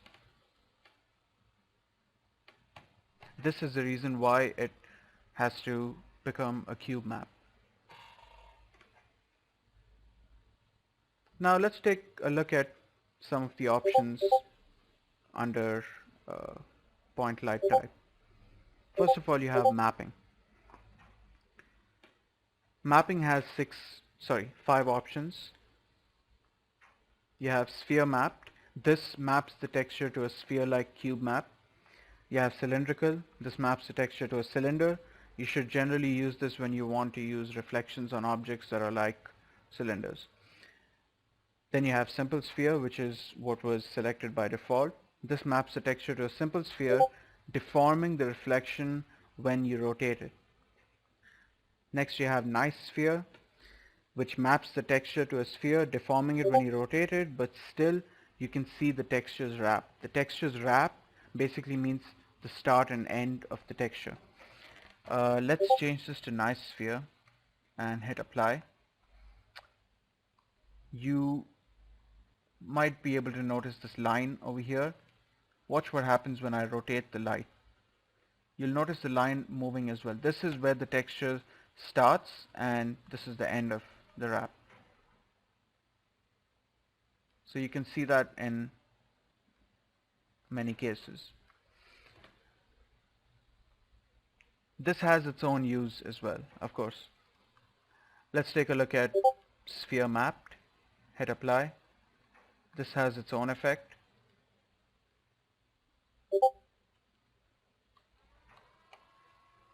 Next you have cylindrical. Hit apply, and it looks different from what sphere mapped and nice sphere look like. Like I said, each of these has their own use. Alright, the last one here is 6 frames layout. Now this may seem a little complicated and my explanation may be a little confusing, but just try to keep up. If it does seem confusing, don't worry. Once we actually implement this, you will understand what it means. Alright, so 6 frames layout. The texture contains 6 images arranged in one of the standard cube map layouts, which is cross or sequence. And the images can be in either horizontal or vertical orientation. Now, to test this out, we will actually need images that have the aspect ratio of either 4:3 or 3:4, which would be for the cross method, or we should have a texture of the aspect ratio of 6:1 or 1:6, which would be for the sequence method. This texture currently which we are using has it's 256 by 256, so the aspect ratio is 1:1. So watch what happens when I hit apply. You'll see an alert over here, a warning. Texture does not match aspect ratio of standard cube map layouts. Cross would be so and so, or sequence would be so and so.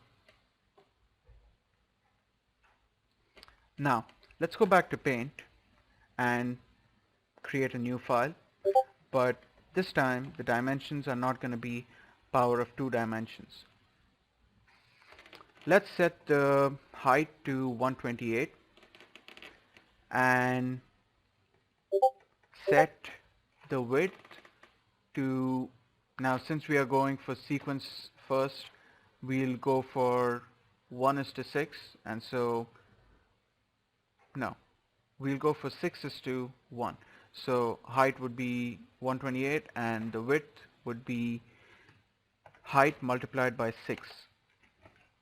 So that's 128 multiplied by 6, which is 768. Hit enter and then just zoom into the image. Do the same thing that you did before. Don't worry about any borders. You can go all the way to the end. It's no problem.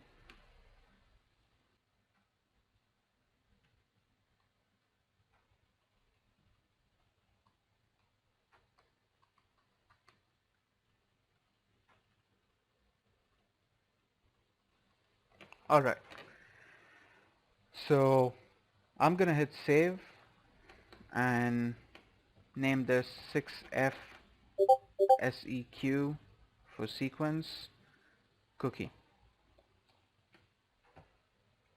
Import this into Unity.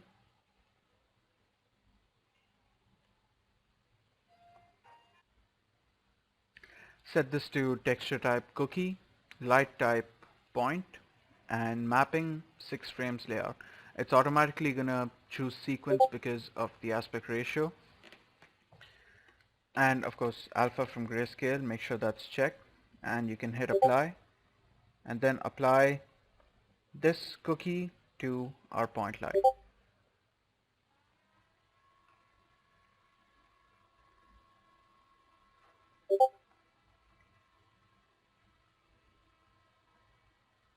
if you notice, I don't know if you're able to notice this or not, but it actually looks like there is another cube within these walls as I rotate this object. Sorry, as I rotate this light. It looks like you're within another cube and that cube is rotating.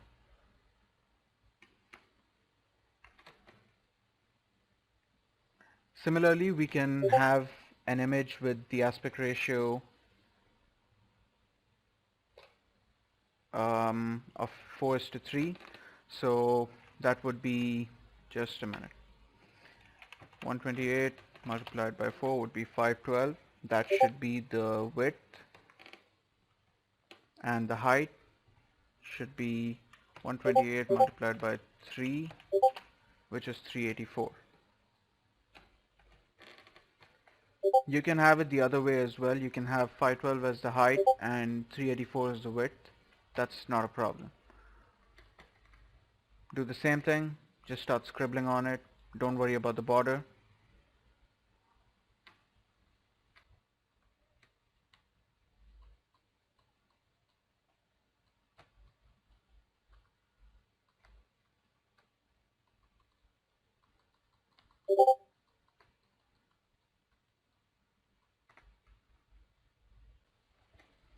Hit save and call this 6F cross cookie.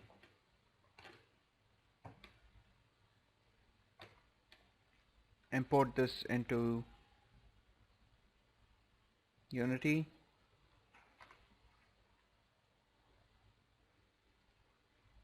Set the texture type to cookie, light type to point, mapping to 6 frames layout, check alpha from grayscale, hit apply, and then set this as the cookie for our point light.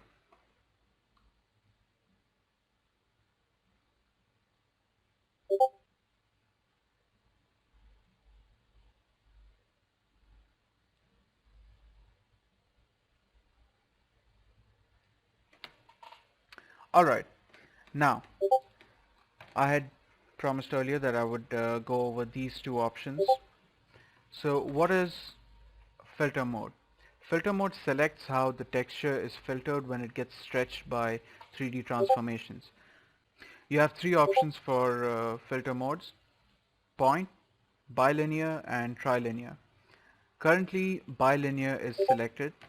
Let's change it to point. Before that, what does point do? The texture basically becomes blocky up close. Pay attention to these sort of blurry steps that you see over here. When I select point, they become more sharp. Notice all the pixels over here, as opposed to bilinear, which makes the texture blurry up close.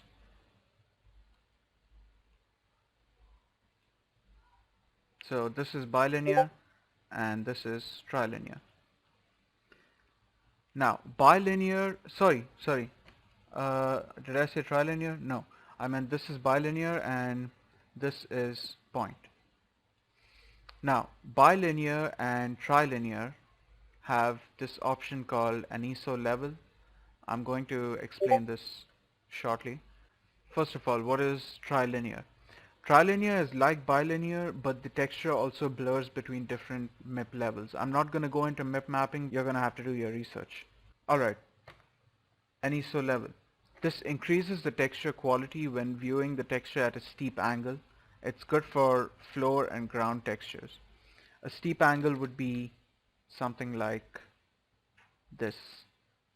It's a very steep angle and we are trying to look at that section. I don't know if you'll be able to notice any difference when I change the ISO level. Hopefully in your texture, if your texture's detail is slightly different, you might be able to notice it. Bear in mind these are low resolution textures, so I'm not expecting a whole lot of change when I increase the ISO level. But here goes. Keep looking at this section because we are viewing this section from a steep angle.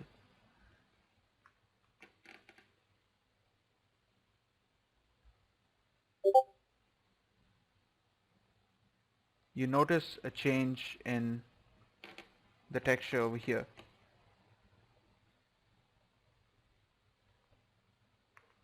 This is what an ISO level does. Now, fix up edge seams.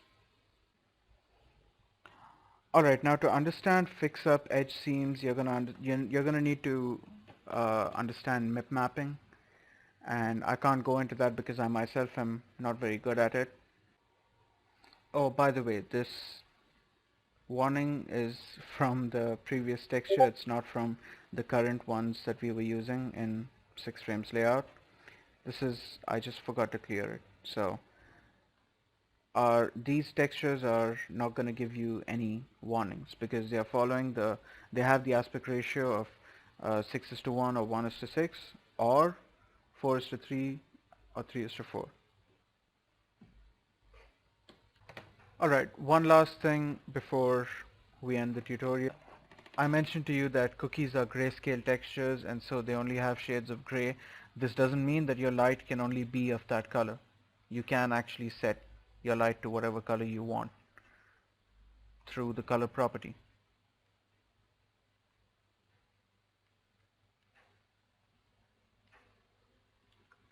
Alright, so this is how you use light cookies.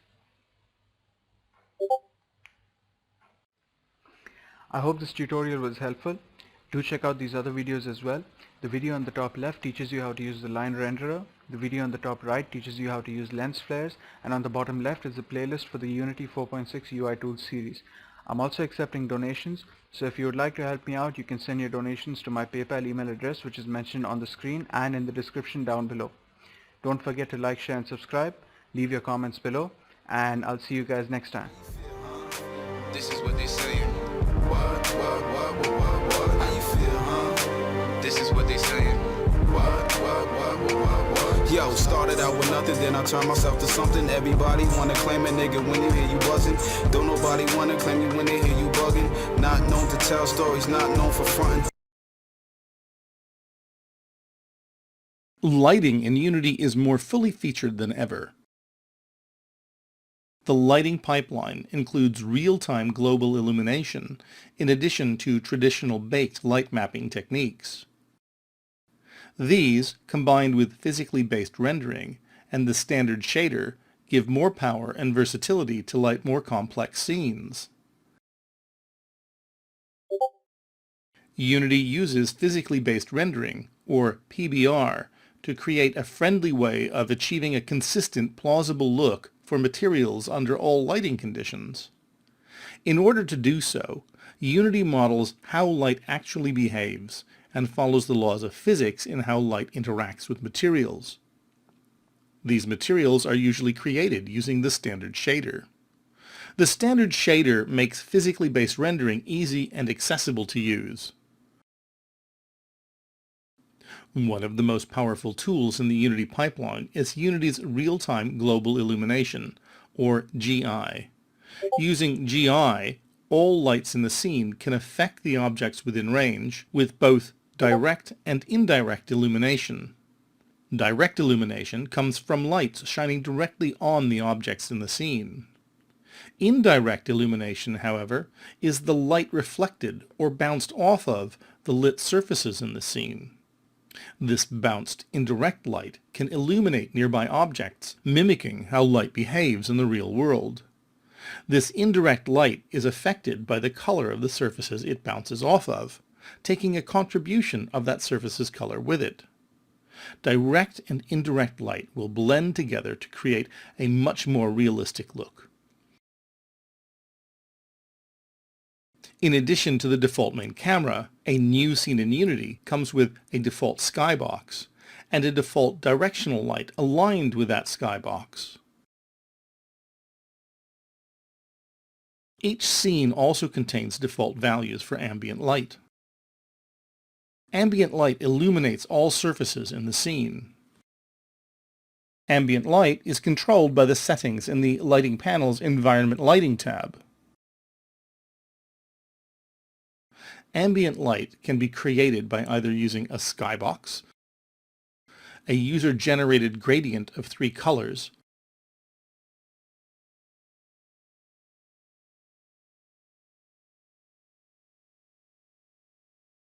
or a single color.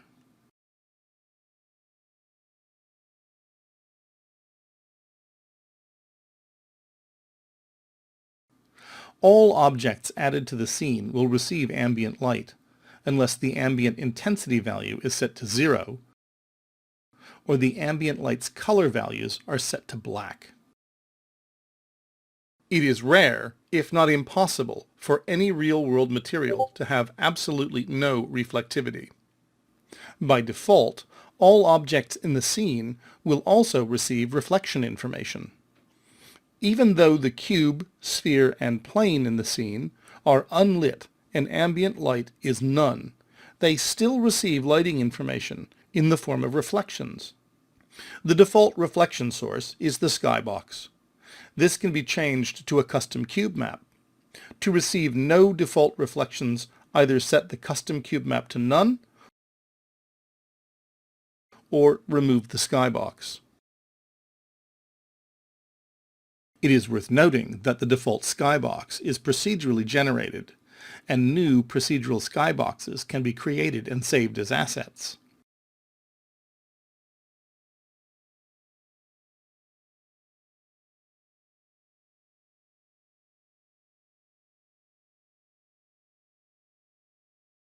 When lighting scenes in Unity, we can work with real-time lighting, baked lighting, or a mixture of both.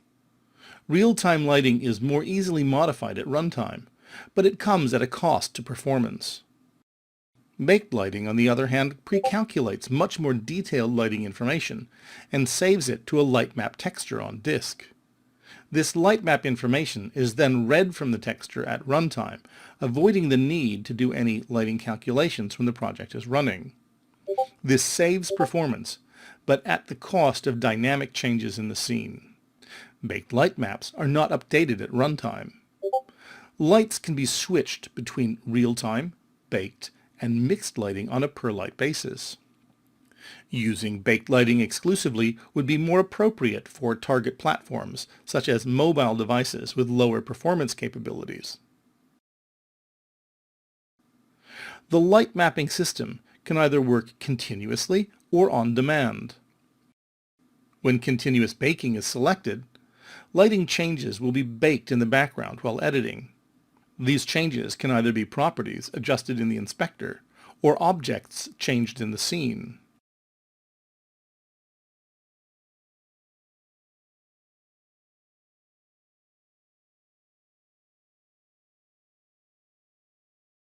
When continuous baking is not selected, changes will only preview on demand when the Build button in the lighting panel has been selected.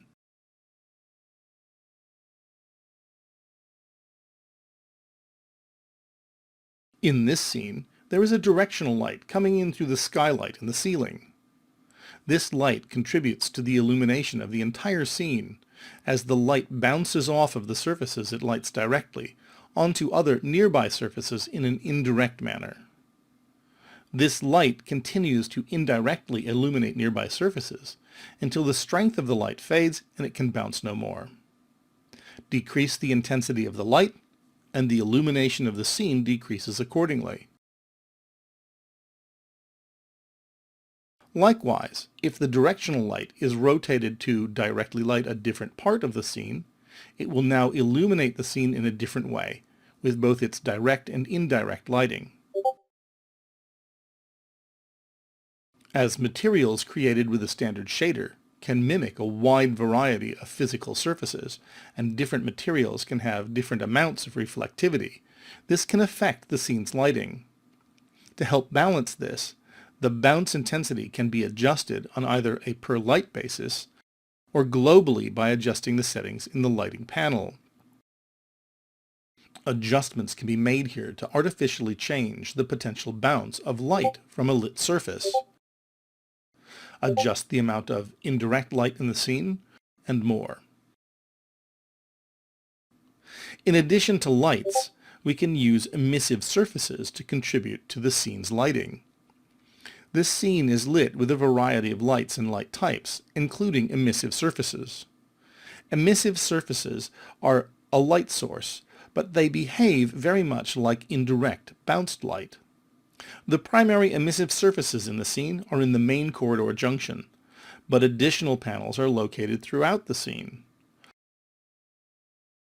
All of these emissive surfaces use the standard shader's emission property by adjusting the emissive scale, the float value next to the emission property, and by adding a touch of color, the mood of our scene changes.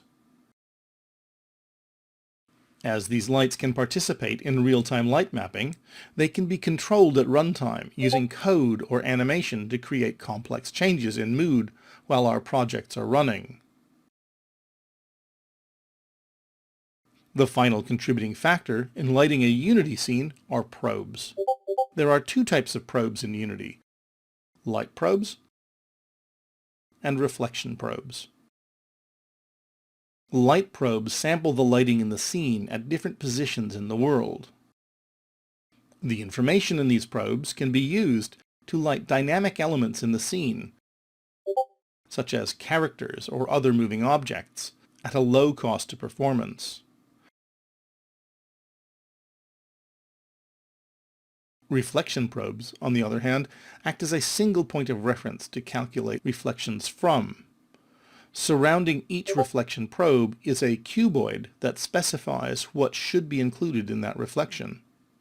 These probes sample the elements surrounding them using box projection and store that information in a cube map. Materials with reflective surfaces that are on objects within the reflection probe's volume can then reference this cube map to create reflective surfaces. By default, there is one built-in reflection probe in every scene. This default reflection probe reflects the skybox to create basic reflections. For more detail in the reflections, additional reflection probes should be added and positioned appropriately for the reflective objects. It is worth noting that physically based rendering works best in linear color space. Linear color space will give a more realistic and mathematically correct result. For best results, make sure that the color space is set to linear in the project's Player Settings window. Linear color space is the default setting. Be aware that not all platforms support linear color space, however, and that gamma is currently the required color space for most mobile platforms. When looking at all these aspects to lighting a scene in Unity, they can be summed up effectively with the main contributory factors: ambient light, reflections, and light sources, working with materials created with the standard shader, being drawn using physically based rendering, with global illumination to calculate the indirect light and create more complex, more realistic scenes.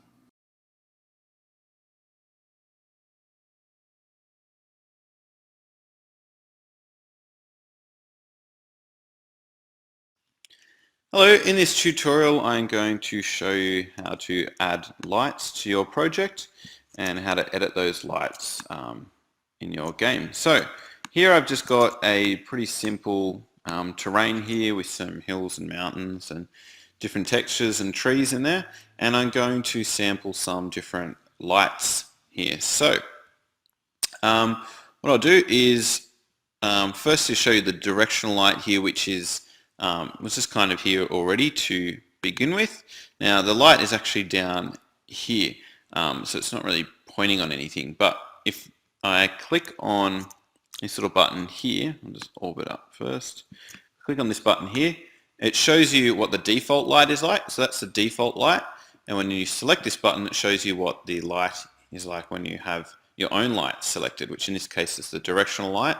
So a directional light obviously points in a direction, and you can change what it looks like or where it points by moving it around just like you move any other object in Unity. So you can lift it up, you can move it across, and you can also rotate it. So we can point this directional light in the other direction.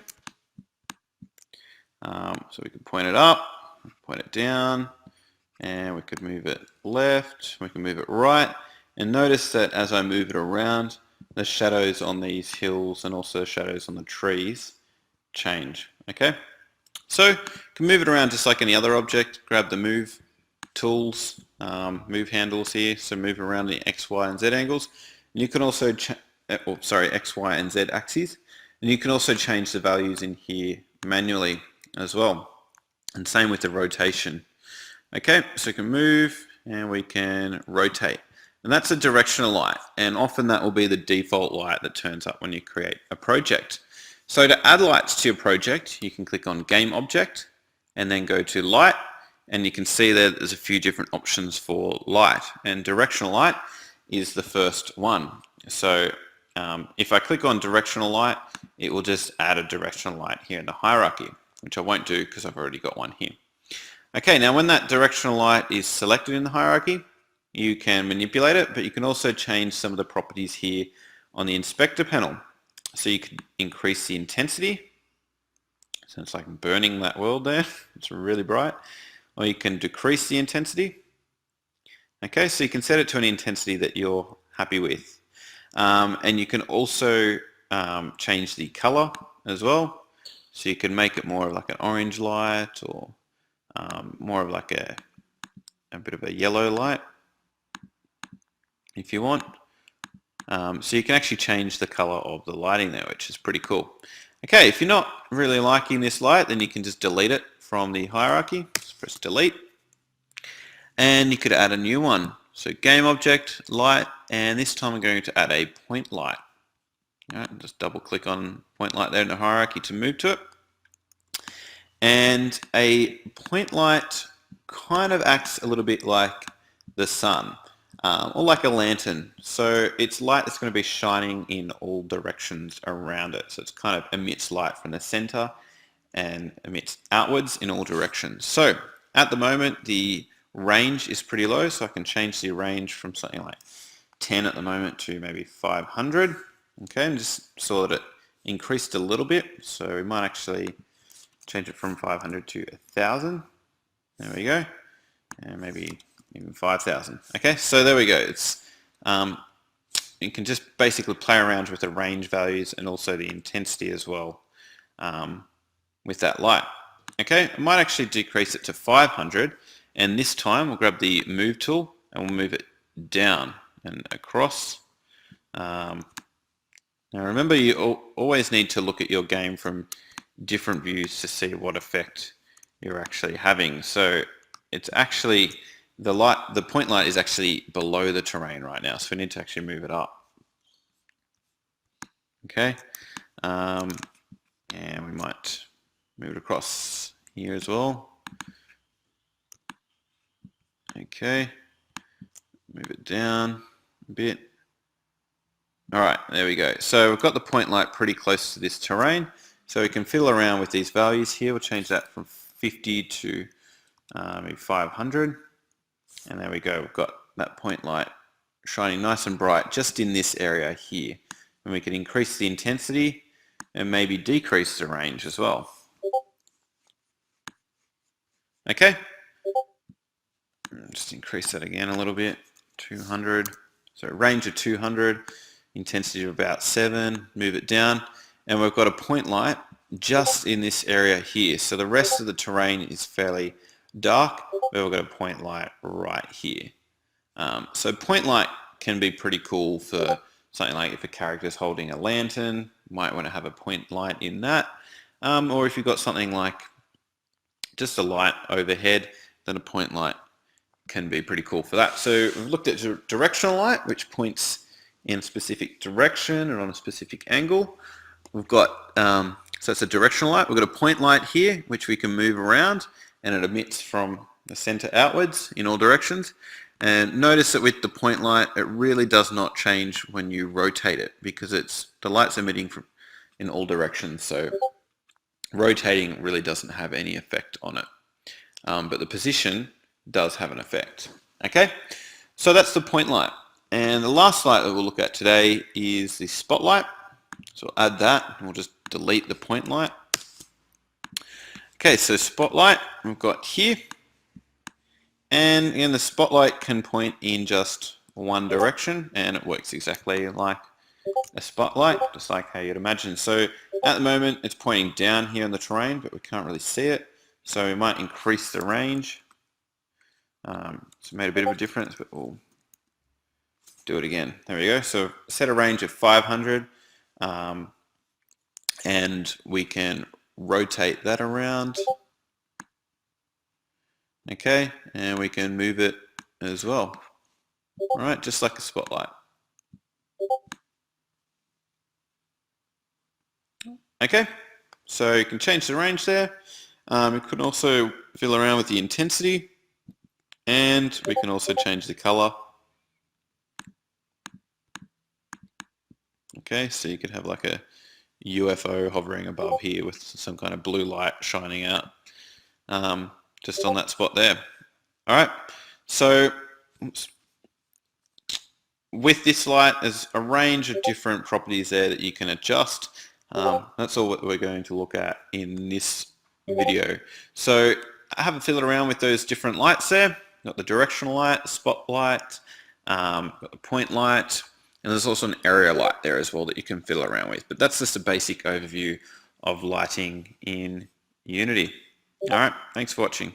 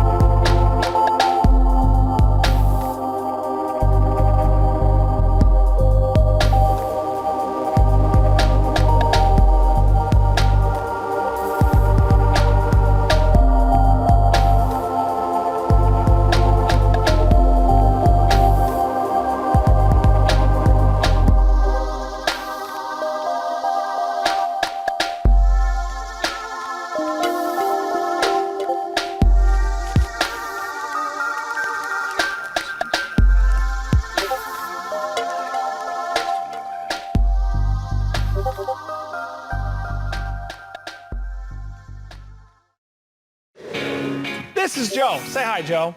Hi. He's a software developer. A great one, I might add. Yes, I am. But he wanted to be greater. He just needed a new project management tool. Yeah. So he got ClickUp. Now he's Employee of the Month. It's true. ClickUp. All your tasks, docs, goals, and more all in one tool. Do I owe you money for this? No. Free forever. Nice. So, what's your name?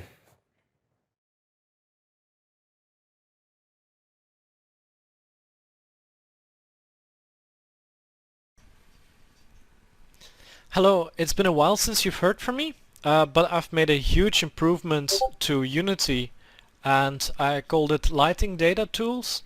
So one thing that you can't do in Unity is easily manage your lighting setup. So let's say I grab my directional light and I want to make a more dark scene. I have to first of all fiddle around, get all the lighting setup to be the way I want. Get the intensity right, adjust the shadows, and then if I change my mind and I want this scene to be a sunny scene, I have to do everything over again. And I also, if I go to the general lighting settings, have to adjust this to make it darker or lighter or whatever. And basically I need to change a lot of parameters each time I change my mind about lighting. And there's also currently no way to change the lighting while you're in the game. So what I did was I made a system called Lighting Data Tools, which allows you to save lighting data and load it. So for example, I can call this one green lighting, which I made kind of fast.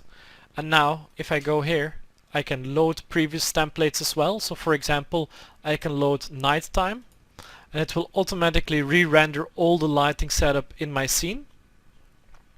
And the cool thing about this is this works cross scenes.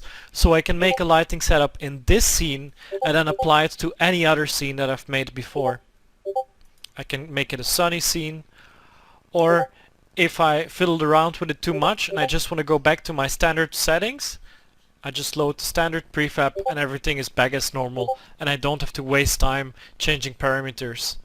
I think this is a huge extension of the Unity engine, and there's no functionality whatsoever in Unity currently that supports anything like this.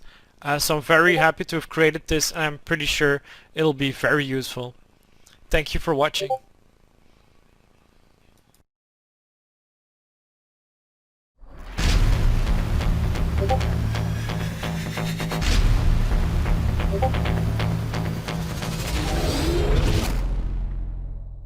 All right, wow,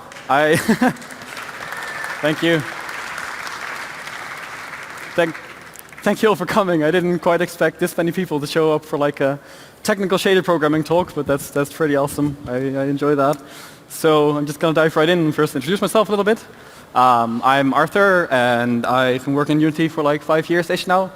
I've done a couple of S-Store projects and then one somewhat larger game. So TC Particles was this GPU particle engine on the SS Store, and there's Alloy, which is this physically based shading set for Unity on the SS Store. And then there's Ori, which is this somewhat larger scale indie game where I was the graphics programmer again, making tools for artists and such to make the environments, etc. So today I kind of want to take all of those experiences and sort of melt them into hopefully one cohesive talk, and talk a bit about what it's like to extend the Unity renderer to do your own special effects, to do your own graphics, to do your own rendering, etc. We'll be sort of first talking about what it is in a broader sense, and then showing some specific examples of how these things are done. Right. So yeah, those 4 pictures, we'll be taking a look at how to do those things. So first of all, because there's such a large audience now, I think it will be pretty mixed about what people do and don't know in this terminology. Again, it will be a pretty technical talk, but it will. So first of all, shaders. Shaders are just these little programs that run on your graphics card. I guess like scripts run on your processor. These are scripts that run on your graphics card, right? I'm not going to dive into a lot of detail today about how to write them, but rather just sort of talk about how to use them within Unity. But there's a talk tomorrow from Andy Touch about writing these shaders. So if you do want to know more about that, definitely check that out. So today we'll be mostly talking about what it means to write rendering pipelines, which is this very abstract, vague term, but basically the rendering pipeline is that big program within Unity that takes all of your input data, so that's like your scene, your meshes, your materials, your layout, and does all the processing on that, and then finally spits out some pixels on your screen, right? And that's a sort of very complicated process, and there's lots of ways to do that. So within that, we sort of identify some families called rendering paths. Unity has two, forward and deferred, and it doesn't really matter right now what those are, but we'll sort of consider them later on. Yeah, so what we'll be trying today is to write these effects. And that's a sort of a vague term. I think everyone has an idea of like it's something graphical. But from a technical point of view, all that means is that you're kind of hooking into this rendering pipeline from Unity to customize how you want to render your game, right? But I think that's sort of like the purely technical point of view. What we're really going to talk about today is how to write effective tools. Like, an effect doesn't make graphics magically appear on your screen. In essence, you're just writing these things for artists to then use to create graphics, right? So really what it's about is creating effective tools. And what that means is that you have to think slightly different about the sort of process that you're going through. So you're going from the requirements, which is sort of the artist says to you, I want something that looks spectacularly cool, it has to be explosions everywhere, whatever, it will be great. You have to take those requirements and figure out what that means for rendering that scene. So it's sort of what the rendering pipeline is. But from there, you have to take that one step further and take that to a sort of production pipeline. How will people be working with this tool to create that effect, right? That's, again, a bit vague. So what do I mean when I say writing a production pipeline instead of a rendering pipeline? It more or less means that you're just taking into consideration more than just how the effect looks. So first of all, I'm going to say the very obvious thing, that you need to be very mindful of what your performance window is. Like how many milliseconds of frame can I spend on this effect on what kind of hardware, right? And that isn't to say that you just should optimize your effects well. Like obviously you need to optimize your effects well. It's more that picking a budget here, sort of the difference between spending half a millisecond on rendering something versus 10 milliseconds on rendering something is a fundamental difference in how that effect will work. So that's something you kind of need to consider up front before you write any code. You'll need to consider kind of how this will couple with all of your other systems, right? We'll be taking a look at how to do deferred decals later on. Doesn't matter for now what they are. But you might imagine that you need to consider how will this work in all of the rendering paths I imagined. How will this work on moving objects? Will this work in VR? We need to consider nowadays. Will this integrate with Unity concepts such as Enlighten and their light probes and sort of more those Unity-centric systems, right? Is there interactions with those? And if there are, how do we deal with those? And then lastly, as I said, how will people actually be using this as a tool? So consider sort of the artist's point of view. What kind of interface will they have? What kind of data do they need to reason about and plug into effect? And maybe besides just the sort of final result of the effect, you need some tools around that. Like, do you need scene view tools to help artists set this up? Do you need some windows to bake down data or inform the artists just about some stuff, etc.? So when you sort of try to answer all of these questions, you'll see that a lot of the work involved in writing, or just I guess in being a graphics programmer, is not even so much about those APIs and technologies, but more about that we are designing these systems, right? And yeah, so today I kind of hope to give a technical overview of how to do these effects, but also sort of give a broader overview of how it looks to consider these questions, right? But yeah, let's so kind of dig into that technical view, right?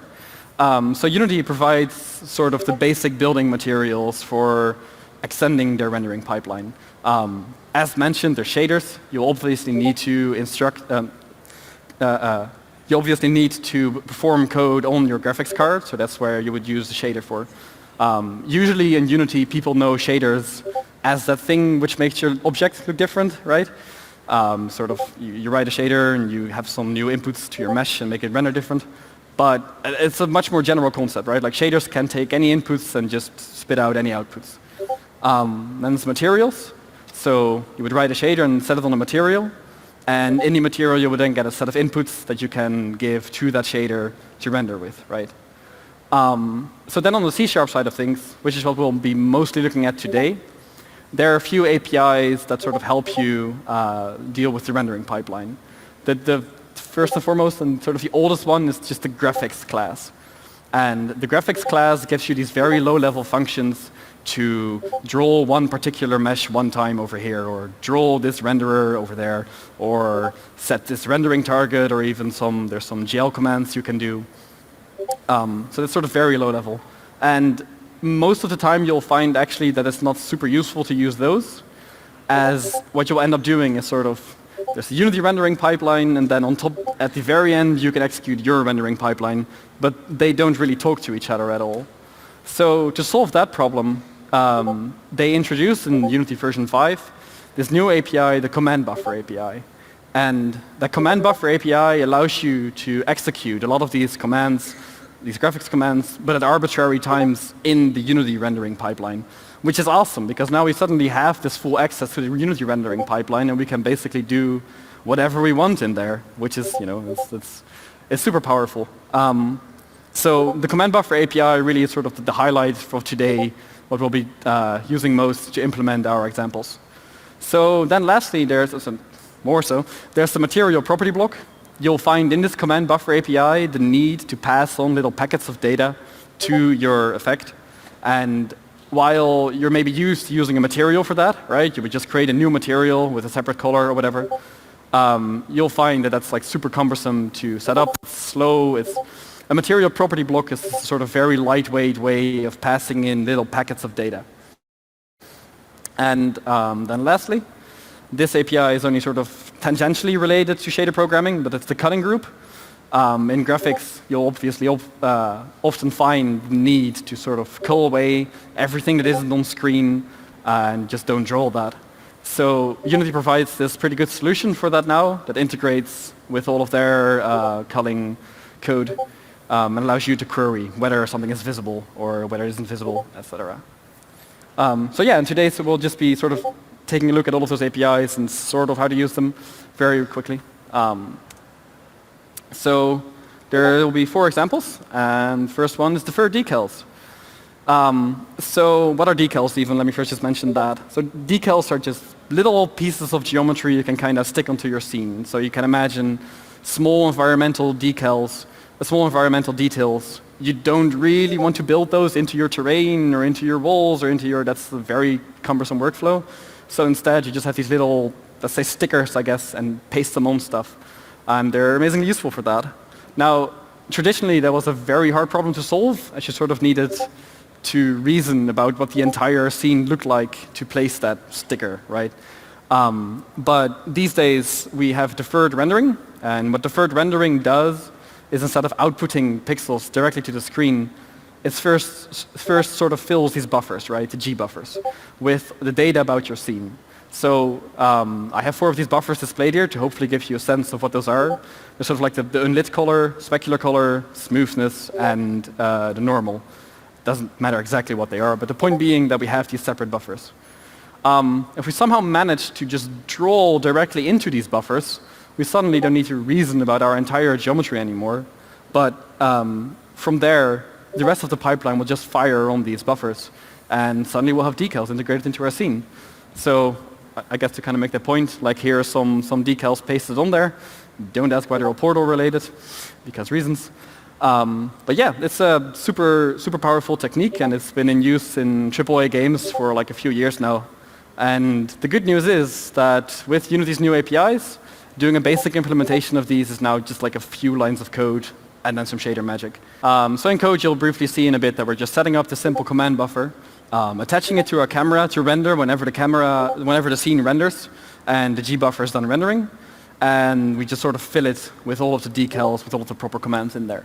Right? There we go. Woo! Did it. Thanks. And kudos to them, I guess, but kudos to them. All right, so again, we have this sort of very boring scene here, and in the game view, you can see that these decals are now magically pasted over the scene. And it's a very simple setup. We just have the camera, with the deferred decal manager on there, and some objects that have a deferred decal script on them. And it's literally just a few lines of code. I know that code on screen is not a very useful medium, so I'll try not to really explain the code, but just sort of the concepts behind them. But I couldn't find a way to sort of really show this without diving into some code.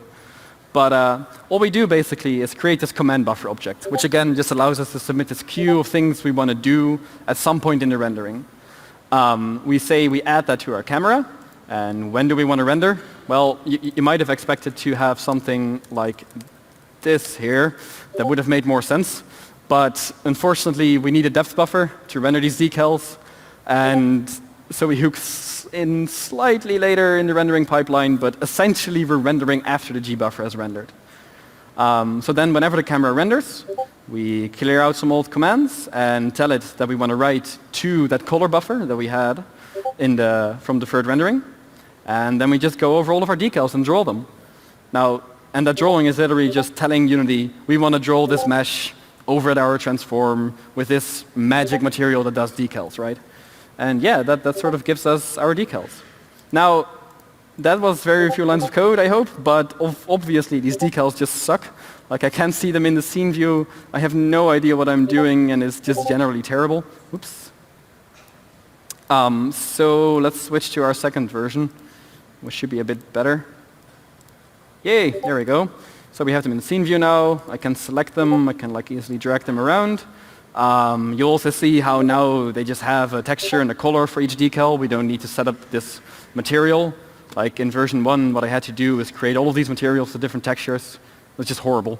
So yeah, it's a few lines of code extra, but this is sort of the proper way to go about it. Because what we need to do is for every camera that renders, we need to hook up a command buffer, right? So we keep sort of track of the cameras that we have seen and what command buffer they have. We tell Unity that we want a callback whenever a camera renders. And if we haven't seen a camera before, we again just add that command buffer that allows us to draw all these kinds of things. Other than that, the code is still just exactly the same. We just fill it in with the decal commands. The only thing that changed this is that now instead of using a material, we're using a material property block, right? So the decals just have this little object now that before drawing, they fill it in with their information that we have set in the inspector, and we tell Unity to draw the mesh given that block. So I hope you can kind of see, just like from an effects standpoint, this didn't really change anything, but obviously these decals are just way superior to the other decals. But yeah, let's actually take that a step further and see what we get sort of in something that isn't a super basic scene. So we have this nice little sponsor scene here, as probably any graphics programmer does, and no decal. There's no decal. Oh, there's a decal here, but it's all a lie. Those decals don't actually work really, and we kind of have to consider why, right? Like we try this in the scene now, and suddenly in the complex scenario, it just doesn't work. So what's wrong? Well, we're drawing to the buffer just fine, but the thing is that Unity has this other buffer, the other G buffer, which is just sort of the lighting buffer. And whenever it renders, it immediately fills that in with enlighten data, with sort of all of the ambient light in your scene. So the ambient light from your skybox, from enlighten, from light probes, and we're not writing to that buffer at all, so our decals don't really show up. The albedo is just relevant for direct lighting, so wherever that sunlight hits, that's where we get our decals, but we're not really integrated into Unity well enough. So we'll need to fix that. Let's see. So for that, it's actually a very small change. We just set up an array now of things that we want to render into. It's mostly just a change in shader, really.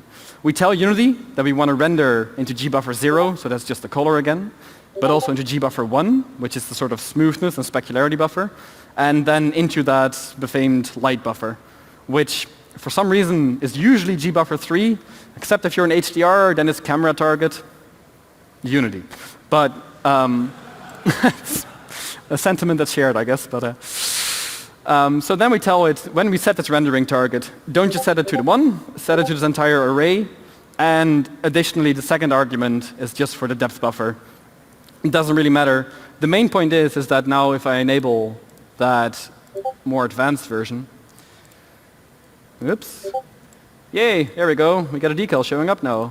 And what you can see is we're writing into the albedo, but we're also writing into sort of the smoothness buffer. And in fact, I can change this decal to be like way smooth. And you can see how we're even getting reflections on these now. And they have like ambient lighting. Wonderful. So, we're getting somewhere now. Our decaling system, I think, it works in complicated scenes. We have some basic tooling for it. We have some basic scene view tools for it. The inspector looks fine, I guess. So, I guess it's time to sort of play around with them and just fill the entire scene with them. This disclaimer, you might have noticed, I'm not an artist, just pointing it out. But in any case, we filled the entire scene with them now. And there isn't really any problem. They render just fine. But there is a problem that now in this scene we're doing 765 batches. That's a bit much for this simple scene. And where it's coming from is that these decals are sort of always visible. They might not be on screen, but we're definitely always submitting these commands to the command buffer, right? And that's just a very bad way to go about it. We need to make sure that we only render those which might actually be relevant. Now, luckily, as mentioned, Unity has a pretty nice solution for that. And it's just a few lines of code again. Basically, what we're going to do is we're going to set up this culling group object. And this culling group object is just this thing which can tell us whether the decal is visible or not. Now, these are per camera as well, so we again need that sort of weird trick where we keep track of what cameras are and aren't visible, but we do that by just sort of supplementing the command buffer with the culling group. Then in rendering, when we haven't seen this camera before, we not only set up the command buffer, but also set up this culling group and tell it to use this camera and keep track of what is and isn't visible. We set it to use a sort of, we tell it where our data located is about the sort of decal positions and decal sizes. And when we render, we actually check whether this decal is visible before submitting those commands to the rendering buffer, right? Now, you have to note that it works with this bounding spheres array, right? And we sort of update that every frame. In the bounding spheres array, we sort of make sure first that we have enough space in there. You could just resize it to be the exact same size, but then you'll be creating these new arrays every frame, which is just wildly inefficient. So we have the system that just makes sure it's large enough. And then every frame, we update the position of this bounding sphere, and then update the radius of this bounding sphere. And let's see what it does. So there's just a little bool here. Oops. So let's start in stats. And we say do call, and bam, drops to 241. So 500 draw calls gone. Not bad. There we go. Like a factor 3 improvement, a few lines of code. Wonderful. So that was sort of my deferred decal example, and that was, don't worry, the other examples aren't quite as long. But with this example, I also want to sort of take you through the process of what we went through, right? So first, we use that command buffer to sort of get an initial proof of concept up and running and show that, yes, indeed, we can write to these buffers. We can probably do this in Unity, and we can have these deferred decals. We use the material property block and the sort of camera dictionary trick to make sure that these are easy to work with and that they're visible in the scene view, and we added some gizmos, etc., sort of make them more production viable. We then really integrated it into Unity, so we got all the ambient lighting, the reflection probes, etc. We then sort of optimize them to make sure that they scale well, and that's sort of a very usual thing to see, where then maybe you might consider pushing out a first version of this now, but that's sort of where the work starts. Like, this is just one sort of iteration cycle we did, but you'll find that in effect goes through lots and lots of these iteration cycles, where, again, if we push this out now, there's not really a workflow to stick these decals to walls. There's no workflow for, you can't use these with skinned mesh renderers at all. These things are very useful for like bullet holes and such, but there's no scripting API to usually spawn bullet holes. We're not writing to the normals. You might want bumpy decals. etc. Like there's a lot of questions we really haven't addressed yet, and for each one of those, you'll kind of go through another of these cycles to to implement that. But yeah, so I have some good news now, which is that we're gonna do area lights, but without any code, because it turns out that area lights actually almost use the exact same code.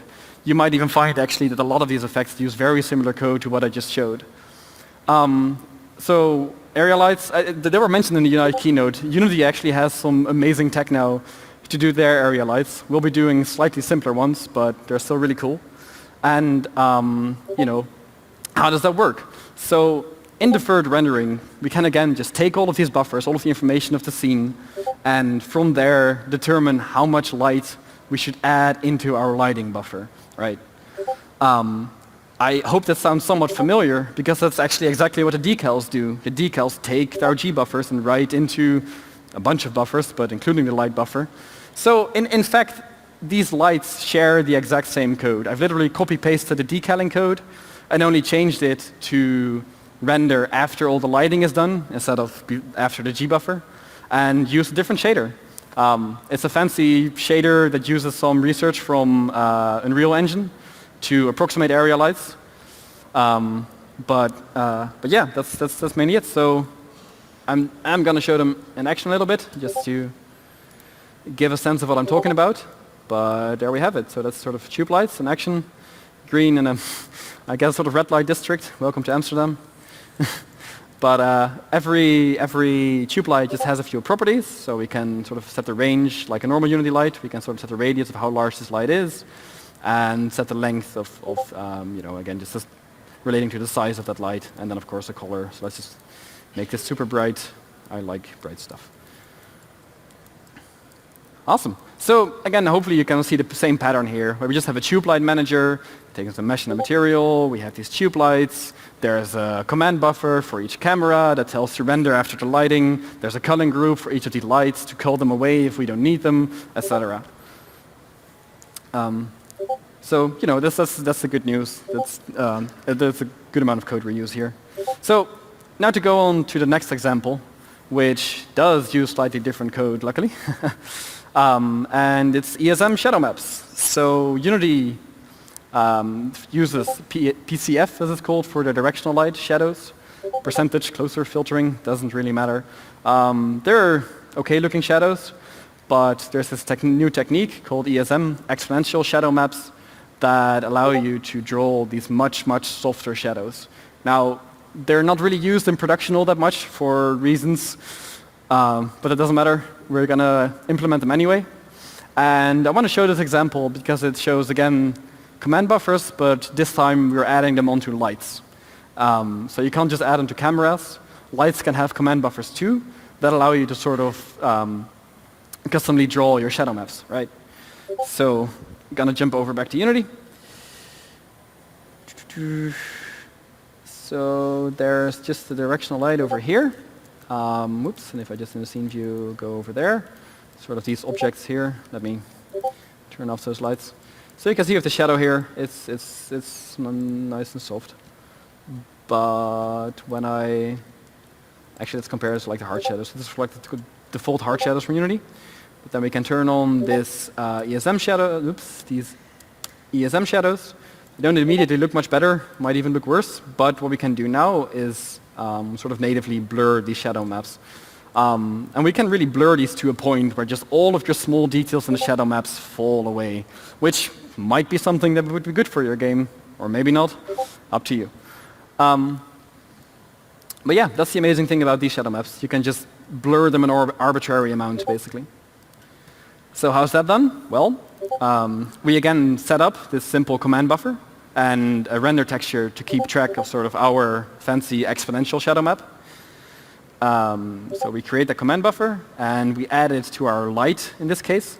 We tell it to render after the shadow map is done rendering, so we can grab Unity shadow map and then do our processing to that, right? So in the command buffer itself, we fill it with, first of all, this weird command, and this looks like magic, it mostly is, but it basically just allows us to read from the shadow map as if it was a normal texture instead of this weird Unity shadowing texture, right? We just need the raw data to work with. We pass it on to our shader and copy it over to our version of the shadow map, the exponential shadow map. There's just a material in there which converts it to that exponential space. The math doesn't really matter, but so then we sort of perform a blur on it, and this is a sort of very standard Gaussian blur. So just 2 passes where we blur it in the horizontal direction and then in the vertical direction. Gaussian blur is a sort of very familiar technique for any graphics programmer. And then finally we pass it as a global texture so we can access it anywhere. So at this point what we have done is set up this command buffer. After Unity has done its thing, we convert it to an exponential space, but we aren't really using it yet. So how do we actually use that buffer now? Well, what we do is we override the screen space shadow shader. For reasons Unity does is directional light, shadows, and screen space. So it sort of constructs this map of how much everything is in the shadow, right? And we can override that shader that draws this screen space mask with our own shader. Previously, there was a bit of a hack. You had to just call your shader this exact thing here. But in 5.4, I just have this API that allows me to set that. Doesn't really matter, but the main point is just that we can override these sort of default Unity shaders to, again, hook into that rendering pipeline and do our own effects. So yeah, and that gives us these nice and soft shadows. It's like sort of almost long-range ambient occlusion at this point, not really shadows anymore. So those were the ESM shadow maps. Now, for the last example is a bit too involved. I originally wanted to show an actual code example, sort of 3 steps to implementing this effect, but it turns out it's just a bit too much, and I don't want to bore you with half an hour of code on screen. So it more turned into the shameless plug for a product I'm making right now, which is called Vapor. And it's a system to do volumetric, like the technical term is just any volumetric participating media, or just in normal words, volumetric fog, or gold rays, or particles, some like smoke effects in a way. Games treat them like a lot of separate entities, but in fact, there's just sort of this concept that light scatters through air, right? Like, look at that. You can sort of see these lights, the beam of light hitting all these dust particles and giving this sort of trail of light, right? And that's an effect that in games right now is being faked in 100 different ways, but it turns out that they all share the same common logic, so why not make one system for it that deals with all those cases? This was, until a few years back, just impossible. It was way too expensive to render. But there have been this new research that shows how you can sort of make this enormous 3D texture that fills your camera frustum, and in that you can render this fog. So sort of in a very high-level overview of what we're trying to do here is that we create these 3D render textures. So in Unity, you can just have any render texture and call .dimension equals text 3D, basically. So all of these textures are sort of aligned with how your camera frustum is, and we have sort of 3 passes to then render out the volumetric fog. We first have to sort of fill it with how much fog there is in the air, so the pure density. We then, for each sort of voxel, I guess, they're actually called frustum-aligned voxels or froxels, which I think is the most amazing word invention ever, so I'll try to use that term. So for every froxel, we figure out how much light is hitting it. And so the awesome thing here actually is that we need to use the shadow maps for that, and traditional shadow maps are just way too hard and they alias like crazy.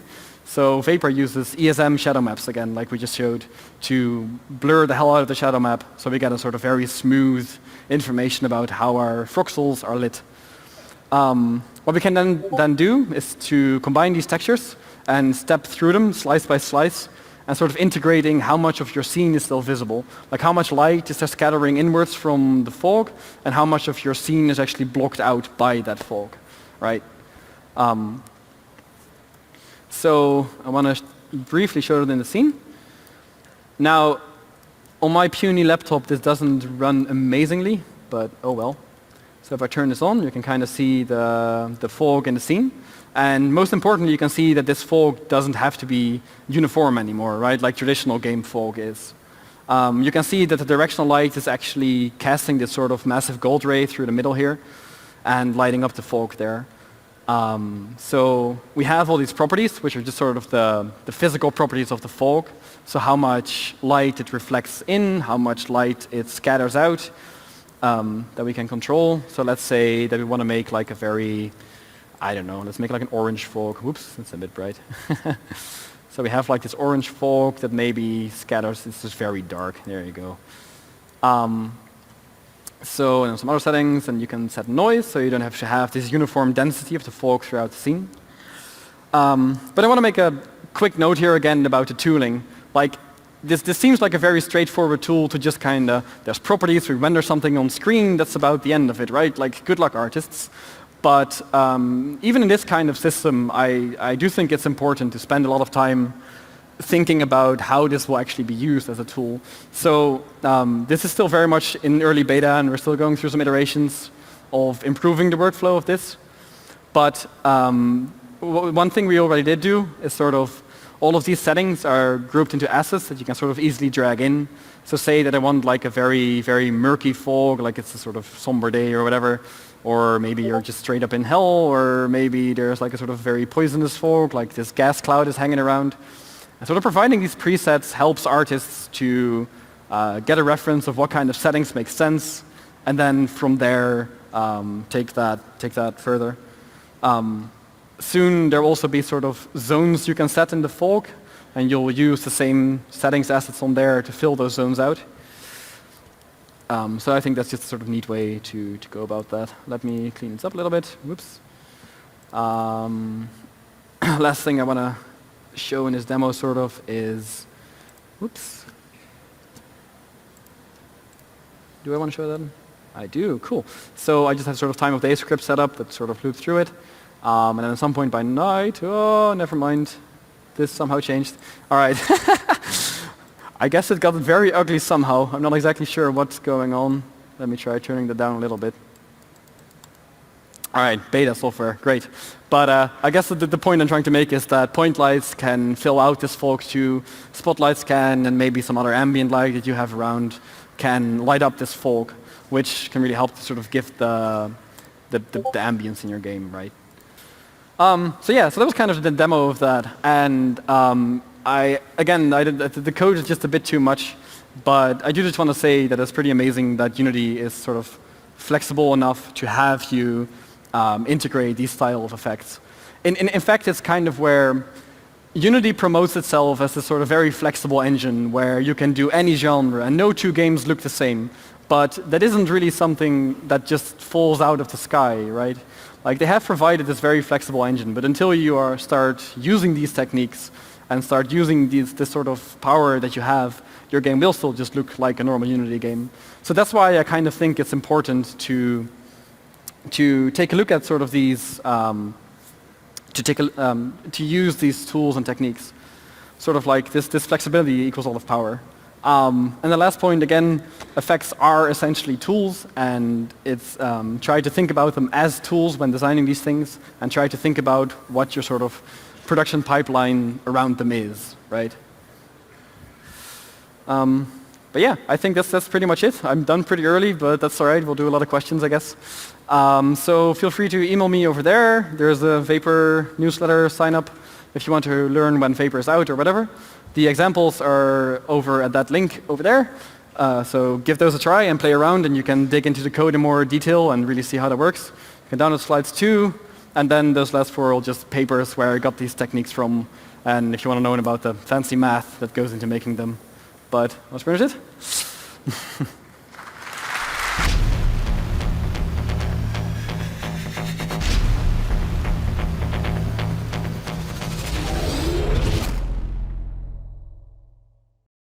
I'm going to do a few examples of how lighting works in kind of a basic level. So I'm going to make some 3D primitives, and we'll talk about how lighting works in that context. And then in part 2, I'm going to discuss the impact of creating light maps and other elements of assets. So in Unity, and this is similar in most game engines, but in Unity there's a certain amount of pre-baking that goes into creating lighting.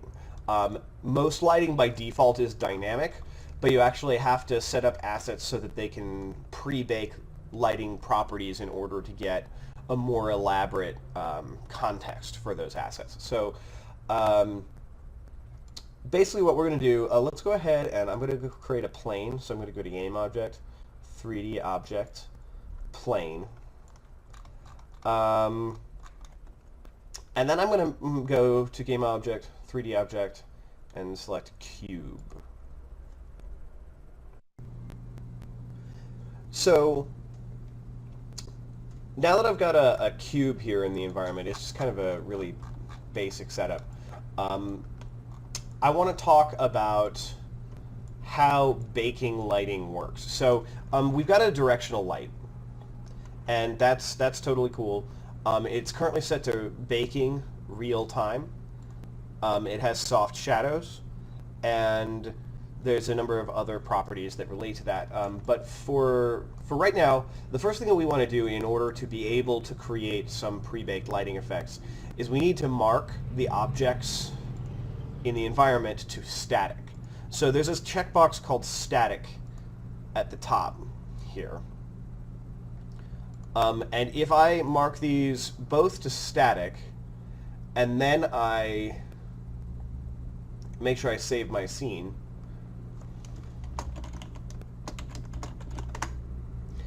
then what this does is it kind of pre-bakes details of lighting into the environment. So the main impact that that has is it creates a little bit of like a light bounce effect by default. So let's try to do something so that we can more clearly illustrate that. So I'm going to create a couple more objects. So first of all, we've got this lighting tab, and if you don't have it, you can go to Window, Lighting, and the lighting tab we can break off, or we can dock somewhere else, and I'm going to just dock it here for right now. But lighting has a bunch of different settings that we can control. So one, for example, is setting up a skybox. You don't actually have to set the sun, but if you want it to pick a sun for the procedural skybox, you can do that by slotting it in there.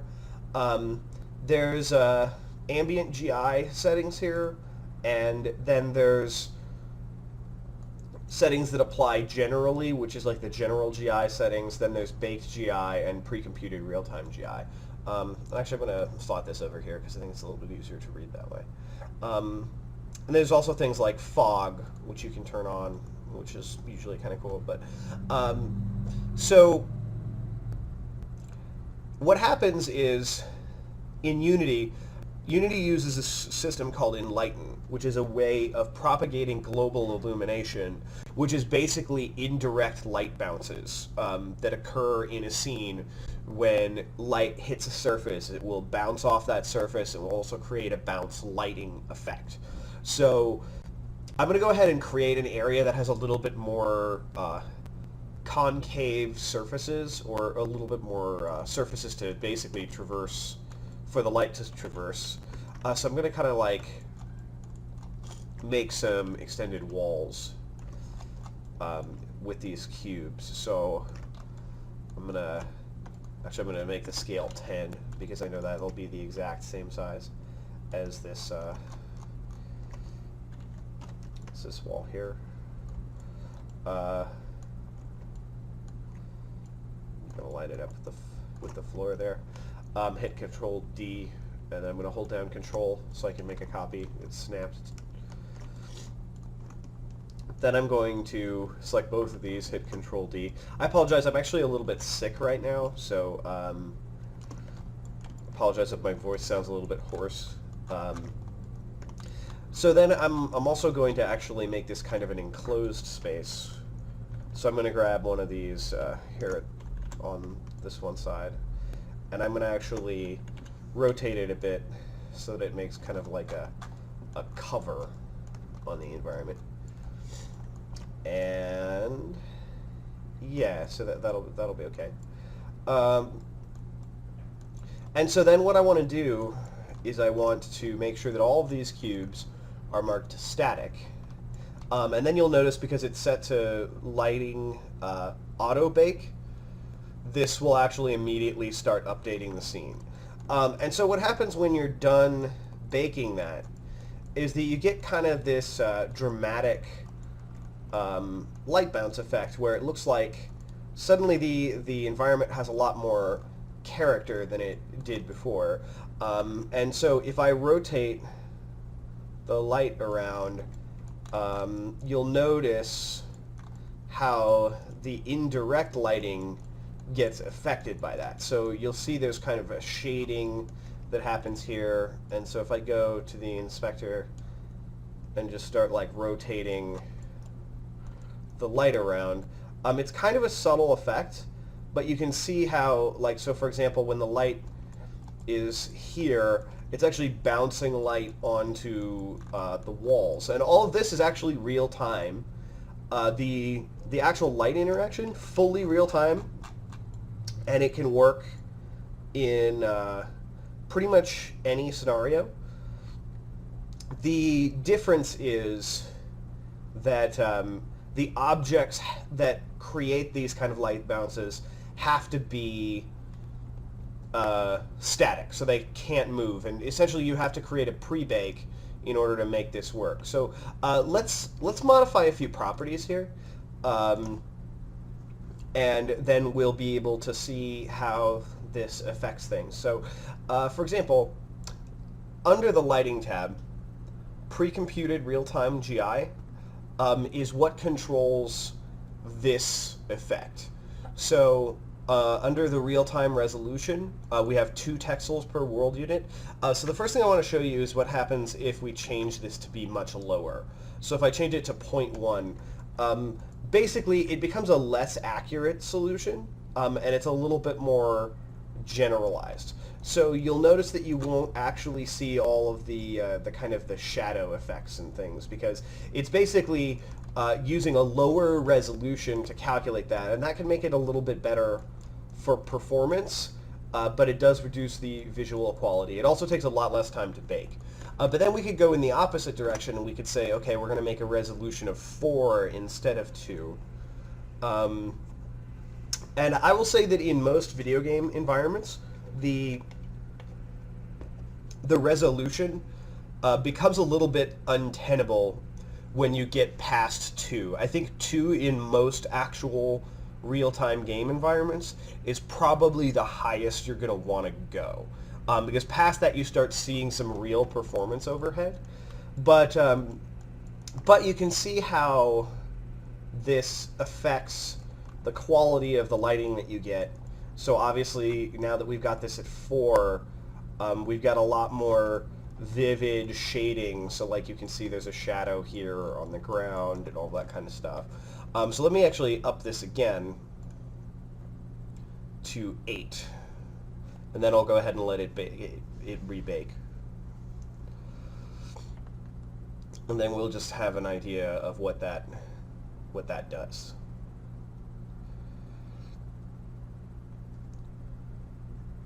Now, the higher resolution you place this at, the more the environment will actually take to bake. So you have to be a little bit careful with that. So like, for example, 8 is probably way beyond a resolution that would ever be feasible for making a full game environment. Like, you can do it with a scene like this because it's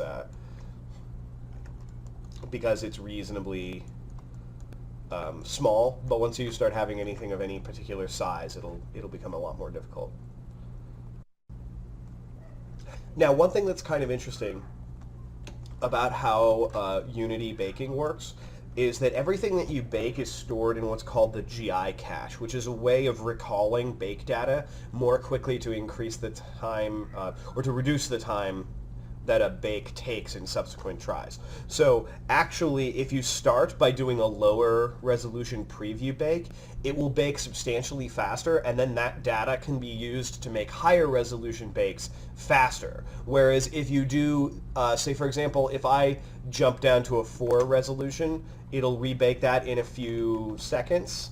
And then if I wanted to make it an 8 resolution again, I could go back, and that could be done in only a few seconds, whereas it might take 30 or 40 seconds with this scene just from a standstill. So I'm actually going to switch back to 4 because I personally actually think the visual quality is a little more consistent at 4. When you get up to 8, it starts having pretty high resolution artifacts that start popping in.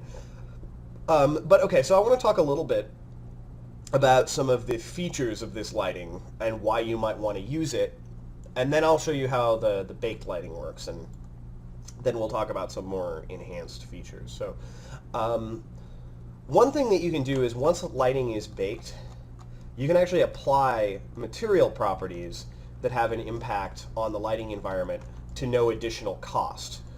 So for example, I'm going to go ahead and make a new folder called materials. And I'm going to make 3 materials. I'm going to call, right-click, select create material.